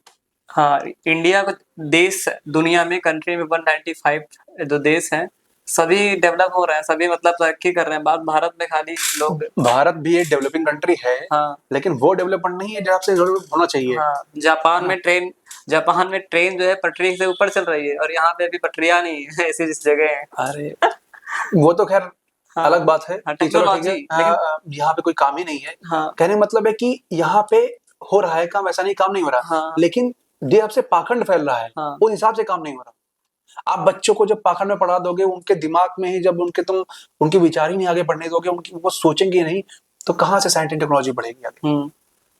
साइंस एंड टेक्नोलॉजी बढ़ने के लिए उसके पहले विचार होना जरूरी है कि अब एक बताओ, आप जब पुरापाषाण काल में थे, हाँ जब स्टोन एज में थे, हाँ तब से यहाँ तक कैसे आए? क्वेश्चनिंग करते करते आए। हाँ पुरापाषाण काल में जब थे तो आप पत्थर था, हाँ पत्थर को आप मार मार के शिकार करते थे। तो एक दिन क्या हुआ, पत्थर वो नीचे गिर पड़ा और वो तिकोना आकार में टूट गया। अब उसने क्या सोचा, अब वो जब तिकोना आकार में टूट गया तो उसने जब मारा जानवर के तो और बढ़िया तरीके से लगा, तो उसने उसके दिमाग में क्वेश्चन आया कि यार ये तो बड़ा बढ़िया काम कर रहा है पत्थर, पहले गोल पत्थर था वो काम नहीं करता था, है ना। तो उसने क्या किया, वैसे ही बनाने शुरू किए। तो हम लोग क्वेश्चनिंग करते करते करते करते करते करते यहाँ तक आए। बिल्कुल। तो हमें क्वेश्चनिंग करना चाहिए। और ये बाबा क्या करते हैं, क्वेश्चनिंग तुम कर ही नहीं सकते। ये कहते तो है कि भगवान ने हमें बनाया है अलग, क्योंकि हमारे पास बुद्धि है, सोचे समझने क्षमता है। हाँ। और जब हम सोचते समझते हैं तो कहता है ए ऐसी सोच मत रखना। तो ये सब पागल बनाने के जरिए हैं, जिस दिन समझ जाओगे उस दिन बहुत आगे बढ़ जाओगे। और याद रखना, कोई भी तुम्हें, जब तुम मुसीबत में होगे तो तुम्हें बाबा कोई बचाने नहीं आएगा। बिल्कुल, कई सारे इसके एग्जांपल्स हैं। कोई नहीं आएगा। मैं देखता हूँ भाई रैली में जा रहे हैं, हाँ नेताओं की रैली में लौंडे जा रहे हैं, हाँ हाँ, ऐसे हाथ समेटे हुए, एक फोटो जी विधायक जी के साथ एक फोटो खिंच गई, हाँ, बड़ा भौकाल समझते हैं अपने आप को। हाँ, हाँ, ये क्या कॉन्सेप्ट है? भाई घर में, अरे भाई घर में अपना खाने के लिए नहीं होगा। अपना अपने, खैर ये तो बात सही है, हाँ, नेताओं को चाहिए नपुंसक आदमी, हाँ, जो बुद्धि से भी बुद्धि से नपुंसक हो। हाँ, क्योंकि भाई उसको चाहिए सैलाब। जो आपसे कोई क्वेश्चन ना कर सके। कभी भी नेताओं की रैली में हाँ, या फिर कोई भी रैली निकाल लो, उसमें बड़े बड़े लोगों के बच्चे नहीं होते हैं। हाँ, बिल्कुल सही कह रहे हैं। आप जितने नेता ले लो, हाँ, सभी के बच्चे बाहर पढ़ते हैं। हाँ, हैं? अच्छी जगह। हर एक पॉलिटिशियन, अखिलेश यादव से लेके राहुल गांधी से लेके हर एक पॉलिटिशियन और हर एक पॉलिटिशियन के बच्चे अभी जो हैं, जैसे जयशंकर, इनके बच्चे बाहर पढ़े हुए हैं। अच्छा आयुष्मान, एक निर्मला इसी सीतारमण, इसी इनके बात बच्चे से बाहर पढ़ रहे हैं। इसी बात से एक क्वेश्चन मेरे माइंड में आ रहा है। हम्म, अभी जैसे अपने भारत की बात करें, भारत में एजुकेशन का जो स्तर है वो जैसा भी है, लेकिन जैसे क्रिश्चियंस के स्कूल हैं, माना जाता है क्रिश्चियंस के स्कूल में एजुकेशन बहुत अच्छी दी जाती है, बात हम उन्नाव ही करते हैं। वही लोग जो धर्म को नकार रहे हैं, दूसरे धर्म को गिराने की कोशिश कर रहे हैं, उनके ही बच्चे देखा जाए तो ये लॉरेंस जैसे अच्छे स्कूलों, लॉरेंस जैसे इंग्लिश मीडियम स्कूलों में, क्रिश्चियन वाले जो स्कूल हैं इनमें पढ़ रहे होंगे। आपको एक बात बताएं, हाँ, अगर इंडियन एजुकेशन सिस्टम इतना ही अच्छा होता, हाँ, तो फिर जितने भी नेता हैं, हाँ, इनके बच्चे इंडिया में पढ़ रहे होते हैं। इस बात का सबूत है कि इंडियन एजुकेशन सिस्टम एकदम बेकार है, तभी वो लोग बाहर पढ़ रहे हैं। और रही बात ये जैसे अपने यहाँ सेंट लॉरेंस है, हाँ, ये जो स्कूल हैं, हाँ, ये ज्यादा अच्छी शिक्षा दे रहे हैं हाँ, और स्कूलों से, जो क्रिश्चियनिटी के स्कूल हैं जितने, हाँ, हाँ, वो बहुत अच्छी शिक्षा दे रहे हैं। हाँ, वहीं से शुरुआत हुई है। हाँ, मतलब ऐसा लोग इनका मजाक उड़ाते हैं। हम्म, भाई वो अपने, आप कहीं सरकारी स्कूल में चले जाओ, आपको एक कंप्यूटर तक नहीं मिलेगा, है ना? हाँ, आप वहां जाते हो, बढ़िया व्यवस्था रहती है। आप, सरकार चाहती है कि ये जितने भी नहीं सरकार के हितैषी जो होते हैं, हाँ, हाँ, वो कहते हैं कि ये क्रिश्चियनिटी के स्कूल हैं, ये लोग क्रिश्चियनिटी का सब पढ़ाते हैं हमारे बच्चों के बिना। अरे आप सरकार में हो, आप करो सरकारी स्कूलों को बढ़िया डेवलप मॉडर्न करो, हाँ, मॉडर्न जैसा बनाओ उनको। भैंसे बंधी है स्कूलों में, देखा हमने। तो भाई लोग ऑटोमेटिक आएंगे, फिर आपके बच्चे क्रिश्चियनिटी में नहीं जाएंगे, हाँ, वहां के हाँ। ब्रेन वॉश नहीं होंगे। तो आयुष्मान वही चीज है, मतलब एजुकेशन का स्तर अगर आप बढ़ाना चाहते हैं, अगर आप क्रिश्चियंस और मुस्लिम जो भी हैं उनकी आप बुराई कर रहे हैं, थोड़ी देर के लिए मान लेते हैं, तो आप एजुकेशन सिस्टम को क्यों नहीं बेहतर कर रहे हैं? प्राइमरी, हमारे यहाँ के जो प्राइमरी स्कूल हैं या तो बंद हैं, या तो वहां भैंसे बंधी हैं, या और वहां पे स्टाफ नहीं है। एक टीचर वो क्या क्या करे, वो पढ़ाए या मिड डे मील खिलाए बच्चों को, क्या क्या कर रहे है कि नहीं? बिल्कुल। और रही बात एजुकेशन सिस्टम की स्टार्टिंग की, तो क्रिश्चियन से ही एजुकेशन सिस्टम जो है वहीं से स्टार्टिंग। पहला जो अंग्रेजी मीडियम, इंग्लिश मीडियम का स्कूल था वो मद्रास में अभी भी स्कूल चल रहा है, और वहीं से स्टार्टिंग हुई थी। पहला स्कूल ही भारत में क्रिश्चियनों का है। बताओ, आप अभी तक डेवलप कर ही नहीं पाए हैं। दिल्ली के स्कूलों पे आप क्या कहेंगे? जो केजरीवाल ने, हाँ, दिल्ली के जो स्कूल है एजुकेशन सिस्टम है अरे उसका भाई बहुत क्या बढ़िया, कहेंगे? मैंने देखा, समाचार सुना है, और जो भी इनके वीडियोस वगैरह मैंने देखा, बहुत बढ़िया काम। ये तो उनमें भी कमियां निकालते हैं। अरे ये सब पॉलिटिक्स है भाई। अच्छा। पॉलिटिकल आदमी अपने विपरीत की बड़ाई कैसे कर देगा, ये बताओ? अगर बड़ाई कर देगा फिर वो पॉलिटिक का है क्या? अच्छा। पहले के जमाने गए जब जवाहरलाल नेहरू, अटल बिहारी वाजपेयी जी की बड़ाई कर देते थे। हाँ, पहले के जमाने के लोग नहीं है, हाँ, पहले के हाँ, जमाने के लोग बहुत अच्छे थे। अटल बिहारी वाजपेयी जी का एक भाषण है, नेहरू जी के ऊपर बहुत गलत सच बोला था उन्होंने, और बाहर निकले तब नेहरू जी ने कहा बहुत अच्छा बोला।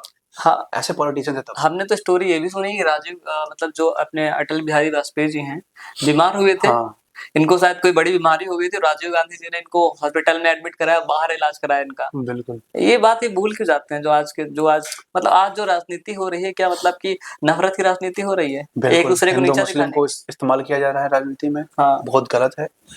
सबसे पहली बात, हम कहते हैं अपने देश में ऐसे कानून बना दो हाँ, कि तुम्हें हिंदू मुस्लिम करने की जरूरत ही ना पड़े। अभी देखो, मैंने एक वीडियो बनाया था अपने इंस्टाग्राम पे, हाँ, जैसे कि कन्हैया लाल की जब हत्या हुई थी, हाँ, है ना? हाँ, हाँ, और उसके बाद अभी काशी में 2 लड़के पकड़े गए थे, बीजेपी आईटी सेल के लंडे थे, उन्होंने रेप किया था लड़कियों का। कन्हैया लाल के हत्यारे भी छूट गए, वो आईटी सेल के बंदे भी छूट गए। क्यों? अब समझना कि जनता काम कैसे करती है, ये बता रहा हूँ। अब कन्हैया लाल के जो हत्यारे थे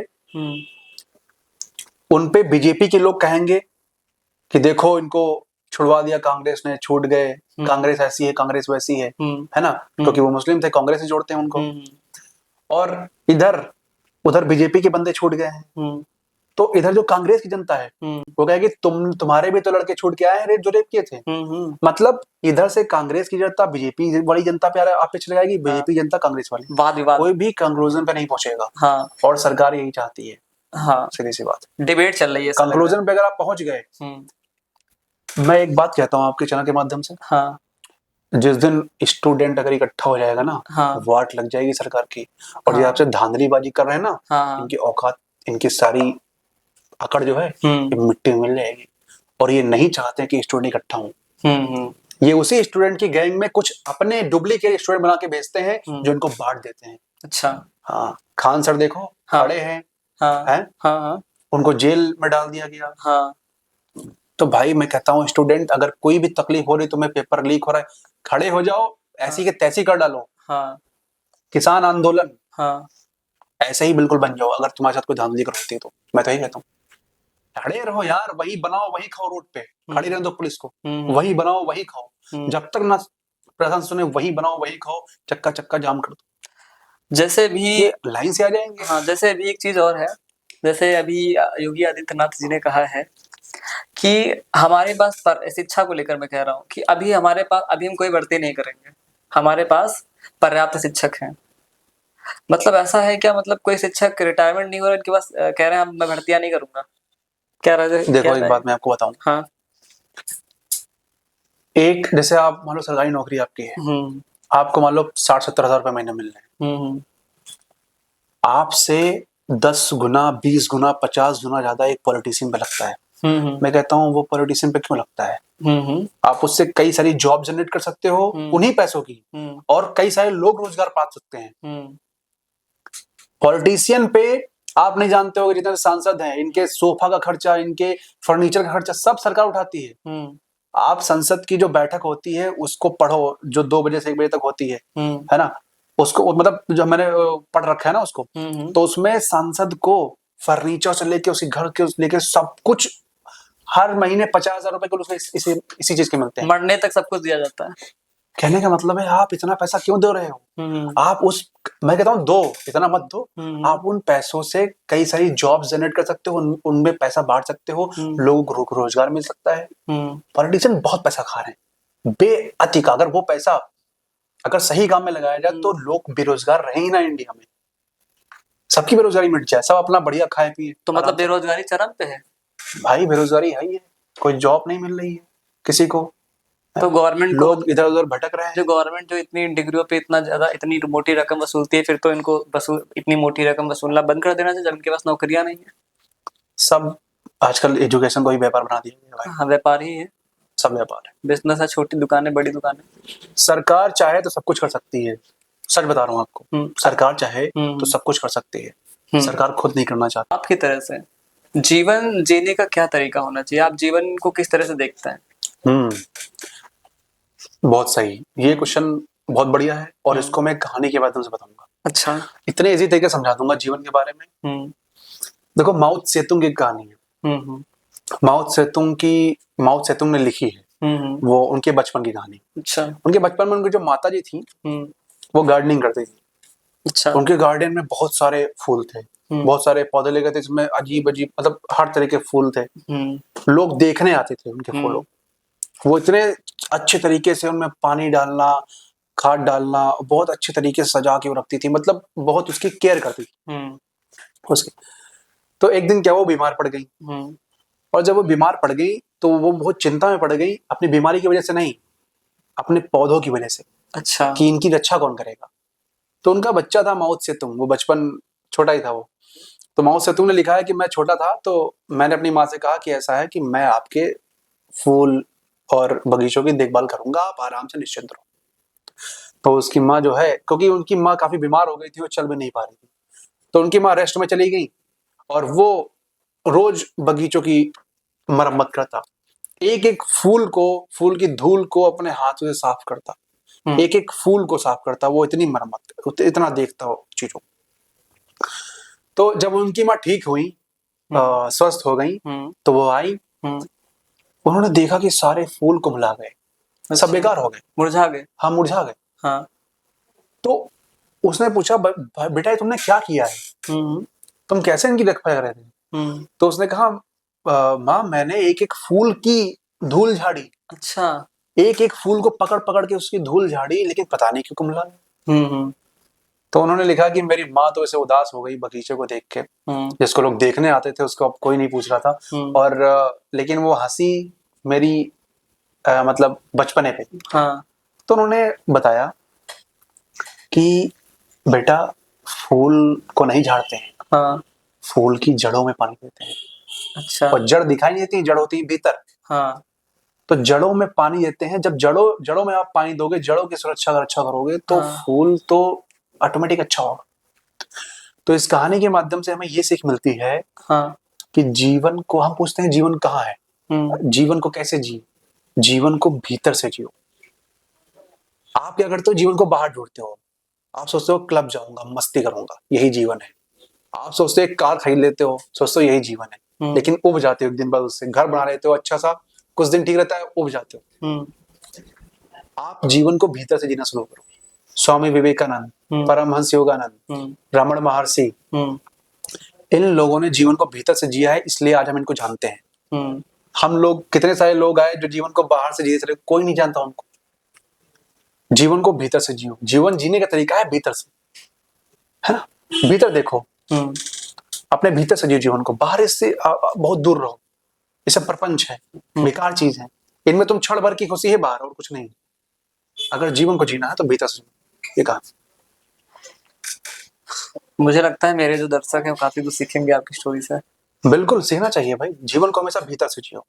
हम लोग बाहर बाहर देख रहे हैं, बिल्कुल ढूंढ रहे हैं कि ये खा लूंगा, वहां घुमाऊंगा, ये बड़ी बुर्ज खलीफा दिखाऊंगा, यही जीवन है।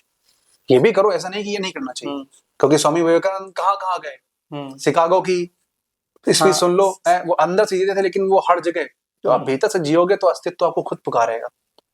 आपको कोई, हम लोग क्या करते हैं, हम लोग सोचते हैं लोग हमको जाने, चक्कर में पड़ो, अपने आप को जानो, कुछ करो। तो आज आप हमको कैसे जानते हो? क्योंकि भाई आपने मेरा कंटेंट देखा, विचार भाई क्या मतलब बढ़िया कंटेंट है, फिलोसफी के ऊपर है, साइकोलॉजी है, स्पिरिचुअलिटी है। तो आप मिले ना, तो अपने ऊपर काम करो। रियलिटी है, वास्तविकता है, बस अपने ऊपर काम करो, अपने भीतर से जीवन को जियो। मान आप जो बता रहे हैं अभी, आपने जीवन क्या है ये बताया कि जीवन को कैसे जीना चाहिए। Of course. तो जैसे इंसान जो है जन्म लेता है, जीता है, बहुत से काम करता है। तो इंसान का जो जीवन का जो अस्तित्व है, ये अस्तित्व क्या है? मतलब बेसिकली जीवन, ये अस्तित्व को क्या है कि इंसान आता है, चला जाता है, मतलब क्या चल रहा है? हाँ, क्या चल रहा है? देखो इसको मैं बहुत अच्छे समझाऊंगा। हाँ। इसमें एक कहानी मुझे याद आती है कि ओशो की ताओ उपनिषद में मैंने पढ़ी थी, फर्स्ट चैप्टर में। तिब्बत कथा है एक, ओशो की कहानी है, तिब्बत कथा है। एक मच्छर था, मच्छर में क्या था कि वो मच्छरों में राजा था। उसके और भी मच्छर थे जो उसके सिपाही थे। वो कोई कहीं पेड़ पे रहता, कोई कहीं गोबर के टीले पे रहता, कोई किसी दीवार में बैठा।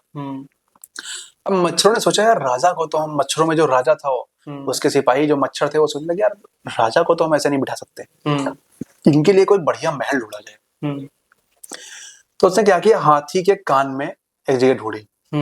अब हाथी को एक यूनिवर्स मान लो पूरा, हाथी के कान को मान लो पृथ्वी। वो हाथी के कान में बैठ गया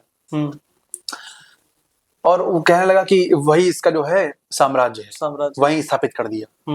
काफी दिन तक वो रहा, उसने बच्चे पैदा किए और भी बड़ा वो बना।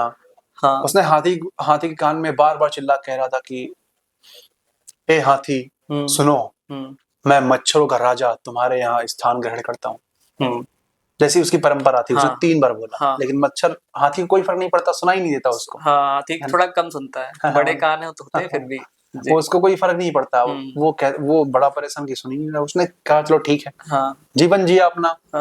उसके बाद अब उसके मच्छर कहने लगे कि ऐसा करो, अब यहाँ से चलो, हमने दूसरी जगह आपका स्थान ढूंढ लिया। अच्छा। तो दूसरी जगह वो जाने लगा। तो फिर वो कहता कि मेरा धन्यवाद करे हाथी, मैं तेरे यहाँ आया, रुका, तेरे पे उपकार किया, फिर भी वो कुछ नहीं बोला। लेकिन पता नहीं कैसे वो बार बार कहता है तो हाथी थोड़ा सुन लेता है। अच्छा।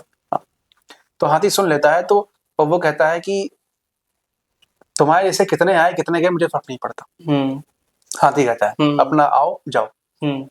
तो इस कहानी के माध्यम से तिब्बत के जो फकीर थे वो हमें ये समझाना चाहते थे कि इंसान आता है, जन्म लेता है, कहता है राम है उसका नाम, कृष्ण है उसका नाम, अल्लाह है उसका नाम, सुप्रीम है वो, और चला जाता है, मृत्यु हो जाती है, कोई फर्क नहीं पड़ता। बिल्कुल कोई भी फर्क नहीं पड़ता। आप आते हो, जीते हो, आप कितने पाखंड, कितने आडंबर, कितनी पूजा, कितनी पाठ, कितने कुछ भी करते हो आप, इस पृथ्वी को, इस अस्तित्व को कोई फर्क नहीं पड़ता। तुम्हारे जैसे कितने आए कितने गए, बिल्कुल तुम ही भगवान निर्मित करते हो, बिल्कुल तुम ही सब निर्मित करते हो, बिल्कुल कोई फर्क नहीं पड़ता इससे। ये बहुत बहुत सही बात की आपने। बिल्कुल। हाँ, तो देखो मैं ज्यादा प्रेफर करता हूँ कहानियां, क्योंकि कहानियों के माध्यम से लोग बहुत जल्दी समझ पाते हैं, कनेक्ट कर पाते हैं, तो इसी वजह से बातें तो आयुष्मान चलती रहेंगी ऐसे ही। अच्छा, ये आप जो इंस्टाग्राम पे जो कंटेंट बना रहे हैं, बहुत लोग बहुत कुछ सीख रहे हैं, 1.5 लाख फॉलोअर्स हैं आपके उन्नाव में। आप स्टडी भी कर रहे हैं प्रेजेंट टाइम में, टाइम कैसे मैनेज करते हैं? टाइम सब मैनेज हो जाता है। टाइम कोई, अगर आप सही दिशा में हो, अगर मैं बैठ कर रील स्क्रॉल करूंगा तो टाइम कभी नहीं मैनेज हो पाएगा। अच्छा, मेरा टाइम सब मैनेज है। कॉलेज जाना होता है मुझे। आप सबसे पहली चीज होती है कि आप मॉर्निंग में उठो। अच्छा, बहुत लोग नहीं उठ पाते हैं। हमने सुना आप 3-3:30 बजे उठ जाते हैं सुबह। हाँ, 3:45 पे अच्छा, मेरी अलार्म बज जाती है। अच्छा, मैं उठ जाता हूँ। और ये जो भी प्लान बनाया हुआ था, ये हमारे एक दोस्त का बनाया हुआ था। अच्छा, हाँ, हम लोगों ने बनाया था प्लान कि अगर कुछ करना है लाइफ में, तो देखो एक स्टडी हम लोगों ने पढ़ी थी हार्वर्ड यूनिवर्सिटी की, कि जो माइंड जो होता है मॉर्निंग में, अभी मुझे क्लियरली याद नहीं है, गामा ने थीटा वेव्स या फिर अल्फा वेव्स हैं, उसको मैं उसको शेयर कर दे दूंगा आपको, डिस्क्रिप्शन में आप डाल देना। तो वो बहुत एक्टिव होती हैं। वो जब एक्टिव होती है तो बंदा मतलब फोकस्ड, मॉर्निंग में सुबह प्रोडक्टिविटी रहती है, फोकस रहता है। तो हम लोगों ने सोचा, मैं तो पहले से उठता था। अच्छा, उसको ये बात पता थी। अभी बीच में मेरा रूटीन थोड़ा गड़बड़ हो गया था। अच्छा, मैं तो उठ ही नहीं पाता हूँ, मतलब 4 बजे। हाँ मेरा तो 9 बजे उठना होता है। जब से मेरे पापा को हार्ट अटैक आया था, अच्छा, तो तब से हॉस्पिटल में काफी दिन गुजारे।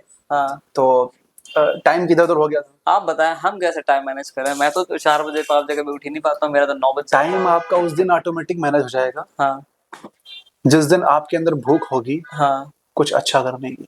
नहीं, अच्छा तो करने की भूख है, कुछ आपको देने की। अच्छा, कुछ, अब मेरे अंदर भूख है कि मैं लोगों को एक सोच देना चाहता हूँ, ताकि वो पाखंड से एकदम हट सकें। अच्छा, वो अपनी सोच बिल्ड कर सकें। वो न्यूटन, आइंस्टीन जैसे लोगों की मतलब वैसे बन सके। अच्छा, ये चाहता हूँ, तो इसीलिए मैं उठ जाता हूँ, है ना। इसीलिए। अच्छा, तो पेरेंट्स का आपका क्या, मतलब पेरेंट्स का आपका क्या है? पेरेंट्स मेरे बहुत सपोर्टिव हैं। अच्छा, उन्होंने मुझे कभी भी किसी काम के लिए नहीं रोका। अच्छा, मेरे पेरेंट्स ने मुझसे एक बात कही, मेरे पापा ने क्या कही, कि अब तुम हो गए हो बड़े। अच्छा, तुम्हें पता है क्या सही है क्या गलत है। तो अब मैं आपको टोकूंगा नहीं, आपको जो सही लगता है वो करो। और मैं ये काम कर रहा हूँ, मेरे पेरेंट्स मेरे पर प्राउड करते हैं। अच्छा, कि बहुत बढ़िया काम कर रहे हो। तो उनको कोई वो नहीं पड़ता, वो मुझे बहुत सपोर्ट करते हैं। आपके जो नेबर्स हैं वो, उनका क्या ख्याल रहता है? वो भी ऑलरेडी सपोर्ट करते हैं। स्टार्टिंग में तो खैर मैं कहूंगा कि लोग ज्यादा सपोर्ट नहीं कर रहे थे, जब मेरे 100-200 सब्सक्राइबर थे। अब तो कहना भी नहीं पड़ता। पहले शायद कहते भी थे तो शायद लोग उतना ध्यान नहीं देते थे कि वीडियो देखनी है, लेकिन अब तो कहते भी नहीं है तो ऑटोमेटिक, क्योंकि सारा देखो, जब आप आगे बढ़ने लगते हैं और आगे बढ़ सपोर्ट करते हैं, तो लोग सभी सपोर्ट करते हैं। वो लोग भी सपोर्ट करते हैं जो कभी आपसे बात नहीं कर रहे होते हैं, वो भी बात करते हैं। बिल्कुल सही। और रिलेटिव का क्या कहना रहता है? रिलेटिव वैसे सभी बढ़िया ही है मेरे।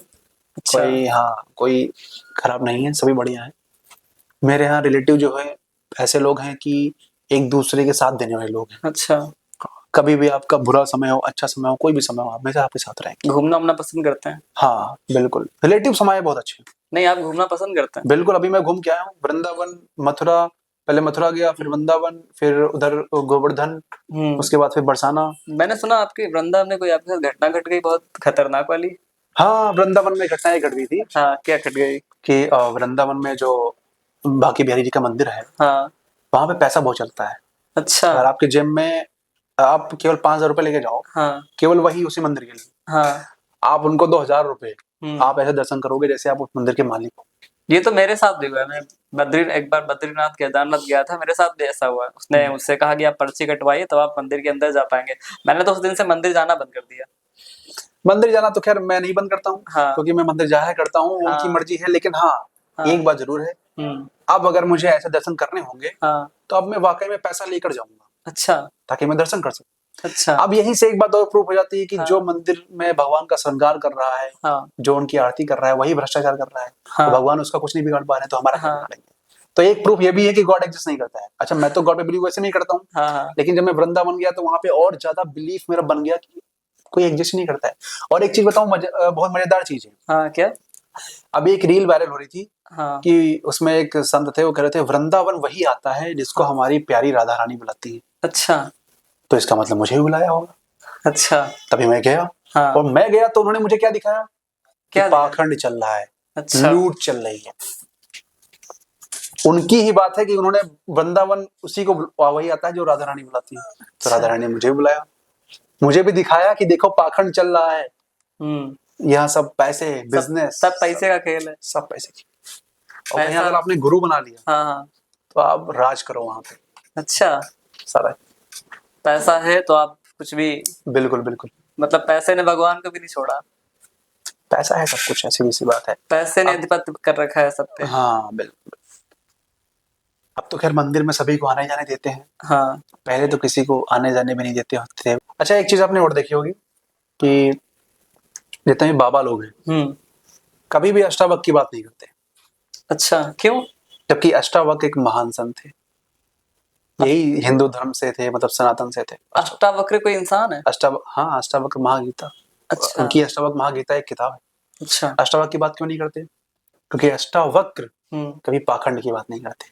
अच्छा, जैसे एक दिन क्या हुआ, अष्टावक्र के पिता हम्म, एक शास्त्रार्थ हार चुके थे वो। अच्छा, हाँ, हाँ, तो वहां पे शास्त्रार्थ में कुछ शर्त रखी गई थी कि अगर हारोगे तो आपको नदी में डूब के मर जाना है।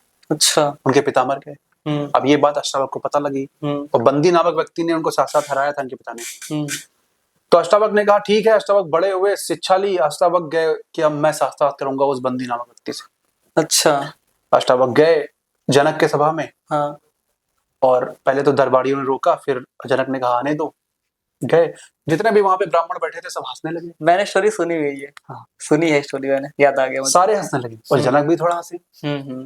अष्टावक्र और जोर से हंसने लगे। हाँ, मतलब हे हंस रहे, अष्टावक्र और जोर से हे हंसने लगे। पहले वो ब्राह्मण उसको तुच्छ समझ रहे थे, पहले उतना बड़ा नहीं समझ रहे थे। नहीं नहीं नहीं, हाँ, बड़े की बात नहीं है। हाँ, कहने का मतलब है कि वो हंस रहे थे, अब अष्टावक्र भी हंसने लगे। अच्छा, हाँ, अब सुनना आगे। अब सारे शांत हो गए। जब अष्टावक्र हंसने लगे तो अच्छा, सारे शांत हो गए। अच्छा, तो जनक ने कहा अष्टावक्र से कि ये सारे लोग हंसे तो मुझे पता है क्यों हंसे, क्योंकि आपका शरीर 8 जगह से टेढ़ा है। हाँ, हाँ, लेकिन ये बताओ आप क्यों हंसे? अच्छा, अष्टावक्र ने कहा मैं इन चमारों को देख के हंसा। अच्छा, सुनो कितनी बड़ी बात कहती हूँ। सारे ब्राह्मण बैठे, और उस वक्त ब्राह्मणों का बोलबाला था। उन्होंने कह दिया मैं इन चमारों को देख के हंसा, ब्राह्मणों को चमार बोल दिया। अष्टावक्र ने कहा जो चमड़ी देखे वो चमार है। अच्छा, तो ये कहानी बहुत प्रचलित है। ये कहानी सिखाती है कि अष्टावक्र कभी भी ये ब्राह्मण, क्षत्रिय, वैश्य, शूद्र, इनका वो सबको समान मानते थे। वो कहते थे तुम भी परमात्मा को प्राप्त कर सकते हो, मैं भी, सब जितने भी लोग। अच्छा, कोई ऊंच नीच उनके ऐसे आप भगवद्गीता पढ़ोगे, उसमें कर्म योग है, भक्ति योग है, डिफरेंट डिफरेंट चीजें मिल जाएंगी। लेकिन अगर आप अष्टावक्र गीता पढ़ोगे तो वहां पे सिर्फ आपके अलावा कोई नहीं मिलेगा। आपसे आपको मिलाने की यात्रा है अष्टावक्र गीता। अच्छा, और जब आप अष्टावक्र गीता को पढ़ोगे तो आप कहीं ना कहीं जय कृष्णमूर्ति को ही पढ़ रहे होगे, क्योंकि जय कृष्णमूर्ति में भी अष्टावक्र की तरह बिल्कुल साफ सीधी बात करते हैं। जैसे जय कृष्णमूर्ति कहते हैं ऑब्जर्वर इज द ऑब्जर्व, वो कहते हैं हर चीज को ऑब्जर्व करो। उनका है कि ऑब्जर्व करना सीखो चीजों को, वास्तविकता। दृष्टा, जैसे अष्टावक्र कहते हैं दृष्टा बनो। अच्छा, अपने दृष्टा बनो। अपनी दृष्टि से सब कुछ जो सही है वो देखो। मतलब दृष्टा बनो, मतलब चीजों को वास्तविक जो जैसी है उसको वैसा देखो। अच्छा। हाँ, अगर तो ये पाखंडी बात नहीं करेंगे, क्यों? क्योंकि वो पाखंड की बात नहीं करते, वो केवल बात करते हैं तुम्हारी और इस अस्तित्व की बात करते हैं। वो तुम्हें, अष्टावक्र एक ऐसे व्यक्ति हैं, जय कृष्णमूर्ति ऐसे व्यक्ति हैं, वो तुम्हें इस अस्तित्व में स्वतंत्र करने के लिए आते हैं। और स्वतंत्रता पाखंडी चाहते नहीं, वो चाहते हैं कि वो पाखंड में लिप्त रहे, उसी करते हैं। अच्छा, बहुत सही स्टोरी सुनाई आपने, बहुत सही लगा हमें।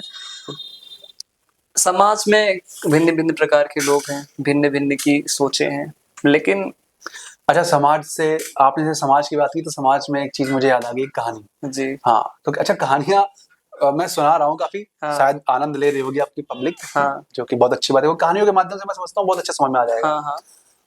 अब ऐसे लंदन में एक फोटोग्राफर था। हाँ। समाज की बात मैं कर रहा हूँ, समाज क्या चाहता है, हाँ। समाज क्या हाँ। है ना, समाज मतलब किस आधार पे हम लोग जी रहे हैं, उसकी बात करूंगा। लंदन में एक फोटोग्राफर है ना।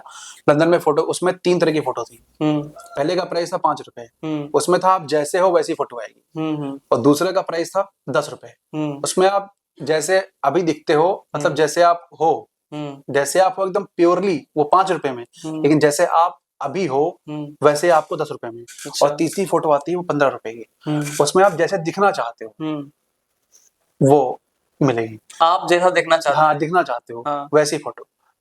तो एक व्यक्ति गांव से आया, वो बहुत चिंता में पड़ गया। हाँ। उसने कहा यार ये बताओ ये क्या है, एक फोटो है, फोटो ही तो खींचनी है, कौन पागल होगा जो दिखना चाहता हो, अरे जो जैसा है वैसी फोटो 5 रुपए खिंचा के चला जाए। तो उस फोटोग्राफर ने कहा कि आप शायद, आपको नहीं पता, यहाँ जितने भी लोग आए हैं 99% लोग जैसा वो दिखना चाहते हैं वैसी फोटो खिंचवा के गए। अब इस कहानी से क्या मतलब है? इस कहानी से हम ये सीखते हैं कि लोग जैसे हैं वैसे दिखना नहीं चाहते। जैसे वो अपने आप को दिखाना चाहते हैं कि मैं ऐसा दिखूं समाज में, है वो दूसरा, लेकिन चाहता नहीं समाज में मेरी यही छवि रहे, तो वो वैसा ही दिखाता है। अब एक बात बताओ, जया किशोरी एक संत थी, अभी उनकी कंट्रोवर्सी हुई है बहुत। उनको आईफोन का शौक है, उनको बैग्स का शौक है, महंगे बैग का शौक है, 2-2 लाख के बैग। तो सच्चाई, तो वो कैसा दिखाती थी अपने आप को कि मोह माया से दूर रहो। लेकिन असलियत तो एक दिन सामने आ ही जाती है ना। लेकिन उन्हें ये बात भी तो कह दी है कि मैंने ऐसा कुछ नहीं कहा है। मैं यार एक बात बताओ, तो ये बात तब कहनी चाहिए थी ना, जब तुमने लोगों को फांसा था, लोगों को पाखंड में फंसाया था, लोगों को तब कहनी चाहिए थी ना ये बात। यार चोरी करने के बाद तो चोरी करता है भैया, मैं चोर और नहीं हूँ। तो उनकी जीवन कुछ और दिखाया उन्होंने, कुछ और, लेकिन जीवन कुछ और जी रही है। अच्छा, तो ये हर दुनिया कर रहा है कुछ और व्यक्ति और दिखाना कुछ और चाहता है जी। तो ये मेरी आखिरी कहानी थी जो कि कहानियां मैंने सुनाई। लोग एंजॉय कर रहे होंगे, लोगों को अच्छा लग रहा होगा, और मुझे लगता है कि कहानियों के माध्यम से ये पॉडकास्ट सफल रहेगी और ये भाई लोग और अच्छे से चीजों को समझ पाए होंगे। बिल्कुल। हमारा देखो, आप हमारा और काम है समझाना जी, जितने अच्छे से लोग समझ जाए उतना बेटर जी। अच्छा, वैसे आयुष्मान, हमारे वीडियो में एक सेगमेंट है, इसका नेम हमने रखा है बुलेट ट्रेन। इस सेगमेंट में हम लोग आपसे कुछ क्वेश्चन पूछते हैं जिनके आपको एक बार में आंसर देने होते हैं, एक मतलब 1 लाइनर आंसर देने होते हैं, मतलब ये। बिल्कुल। अच्छा, आप अभी कौन सी बुक पढ़ना चाहेंगे? मैं अभी पढ़ना चाहूंगा फ्रेडरिक नीत्शे की गॉड इज डेड। अच्छा, सबसे ज्यादा कोई ऐसे ऋषि जिसको आप बहुत मानते हैं? मैं किसी को नहीं मानता, लेकिन हाँ एक चीज है, अष्टावक्र की बात मैं करूंगा और याज्ञवल्क्य की भी बात करूंगा। अच्छा। हाँ, अष्टावक्र पहले नंबर पे आएंगे। अच्छा, फिल्में देखते हैं? मैं फिल्में नहीं देखता, बिल्कुल भी नहीं देखता। गाने सुनते हैं? गाने बिल्कुल भी नहीं सुनता मैं। गाने अगर मैं कभी कभार, तो जैसे नुसरत फतेह अली खान है, इनके वॉइस में सुन लेता हूँ, मतलब मैं सुनता ही नहीं हूँ। हमारी पब्लिक को आप कौन सी बुक पढ़ने की राय देंगे? मैं आपको देखो, अभी पब्लिक को चाहिए कि सोचने समझने की शक्ति विकसित करे। हाँ। तो आप जाओ जय कृष्णमूर्ति की बुक पढ़ो, the first and last freedom. ये पढ़ लोगे तो सारी कुरीतियों के बारे में समझ जाओगे।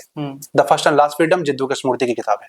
आयुष्मान, आप हमारे पॉडकास्ट में आए और आज हमारे दर्शकों को एक नई चीज बताई आपने। बिल्कुल, आपने इनको एक नया रास्ता दिखाया है। मैं इसके लिए आपका तहे दिल से धन्यवाद करता हूँ, तहे दिल से थैंक यू कहना चाहता हूँ मैं। थैंक यू तो मुझे आपको बोलना चाहिए जी, क्योंकि अगर मैं चाहता हूं कि अगर मेरी वजह से कोई स्वतंत्र हो जाए, कोई सोचने समझना सीख जाए, तो क्या बड़ी बात है। जो लोग हमारे पॉडकास्ट पे इतने बहुत टाइम से जुड़े हुए हैं और देख रहे हैं, मैं झेल रहे हैं, मैं इनसे कहूंगा कि अगर जो पहली बार जो हमारे चैनल पर हैं और जो आए हैं देखने आए हैं वीडियो, उनसे कहूंगा कि हमारे चैनल को सब्सक्राइब कर लें और वीडियो को लाइक कर दें और अपने फ्रेंड्स में जो फ्रेंड सर्किल है उन सबके पास शेयर कर दें, ताकि वो लोग भी कुछ नया सीख सकें। और मिलते हैं नेक्स्ट वीडियो में, तब तक के लिए थैंक यू, नमस्कार।